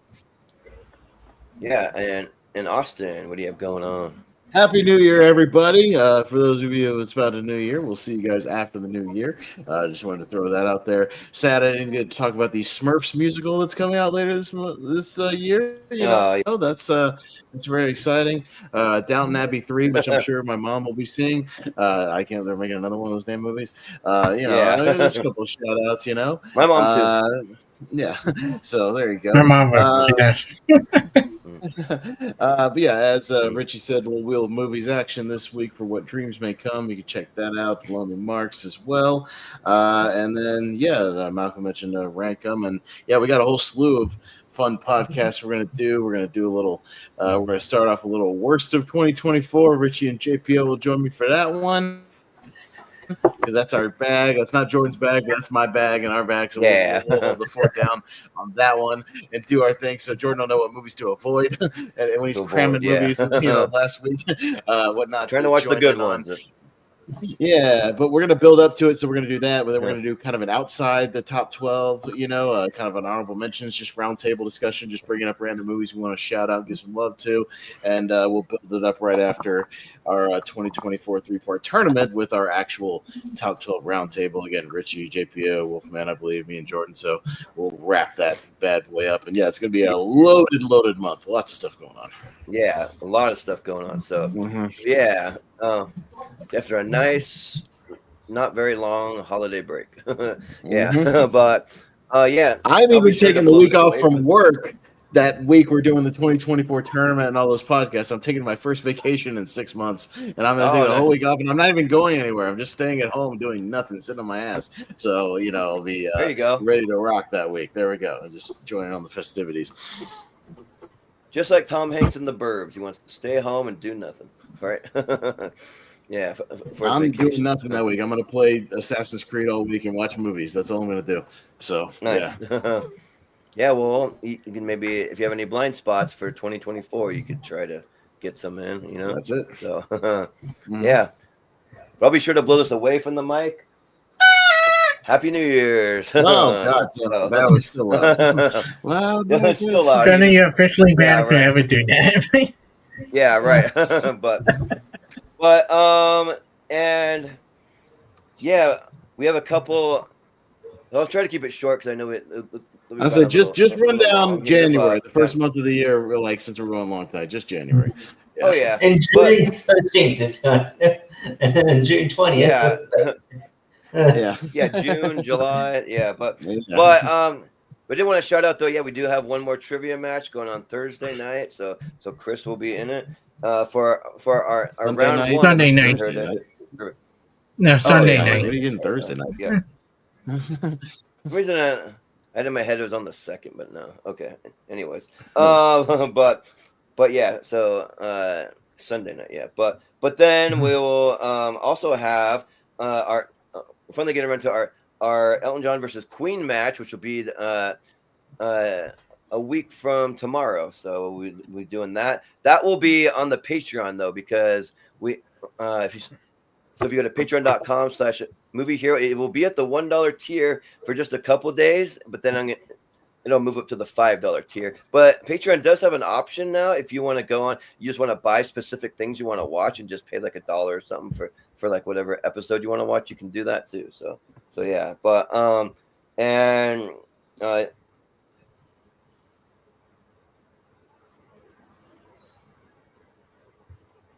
Did we just lose? I think His hotspot's going out. He's on a hotspot tonight, so he might be running out of data. Maybe he used up all of his hotspot. At least we got to the end of the show, at least. But well, don't worry. Until he comes back, I can run down the rest of January. So we got Dance Get Balance 128. That'll be a 3-parter starting January 6th. Then we've got a TV tier ranker. So Malcolm and Jordan will be holding down the fort for that. I believe you guys are jumping in the 90s, right, Malcolm? Yeah. Finally? Yeah. So jumping in the 90s for that TV tier ranker. They take the reign on that. We got a Reitman versus Coppola versus match. So it'll be a family match. It's literally Jason Reitman and Ivan Reitman. It's a father-son versus a father. That'll be an interesting sort of family of directors match. And we can include recent stuff like Megalopolis and Saturday Night in those because they do count. So we'll run that down. And then, we'll be doing all those podcasts I mentioned. Those will be on Mondays and Sundays throughout the month. So keep your notifications on for that. And then we've got our 2024 3-part tournament starting on the 20th. And that's going to be literally right before we go to the best of podcasts, which will be on the 26th. So all kinds of fun stuff. Weird. So, okay, I ran it down for you. I plugged everything. Okay. Don't worry. All right. Yes. I plugged everything through the month, so we're good to go.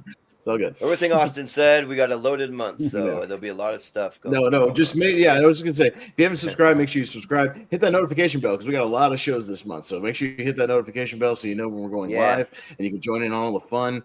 It's gonna be a very busy month. So please follow us because we're gonna be all and follow Malcolm at Tape 3. Yeah, all of us are gonna be doing our 2024 the Pierce Co. We're all gonna be doing our 2024 wrap up stuff. So just follow all of us, especially the Movie Hero and that Movie Hero Network Facebook group as well, because we'll plug all that stuff over there too.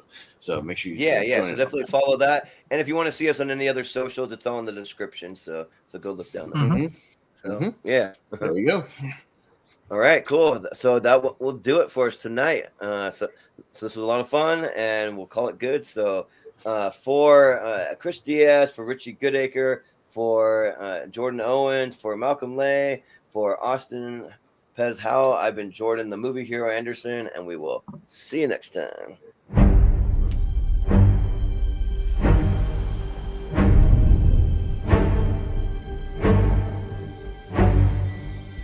Our lives are not defined by any one action. Our lives are the sum of our choices.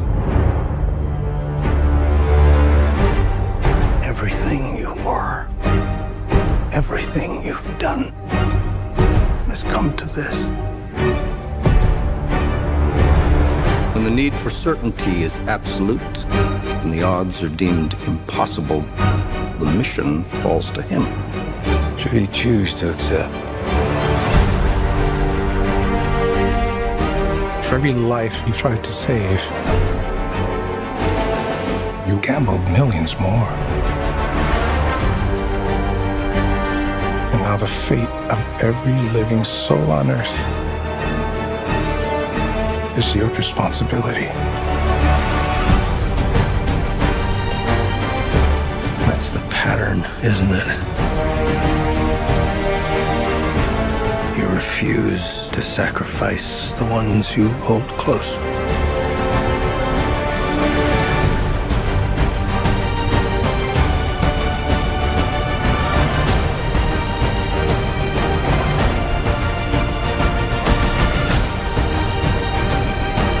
You've always been on the right side, brother.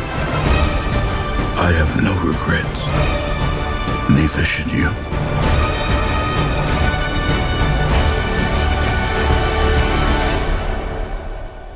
I need you to trust me. One last time.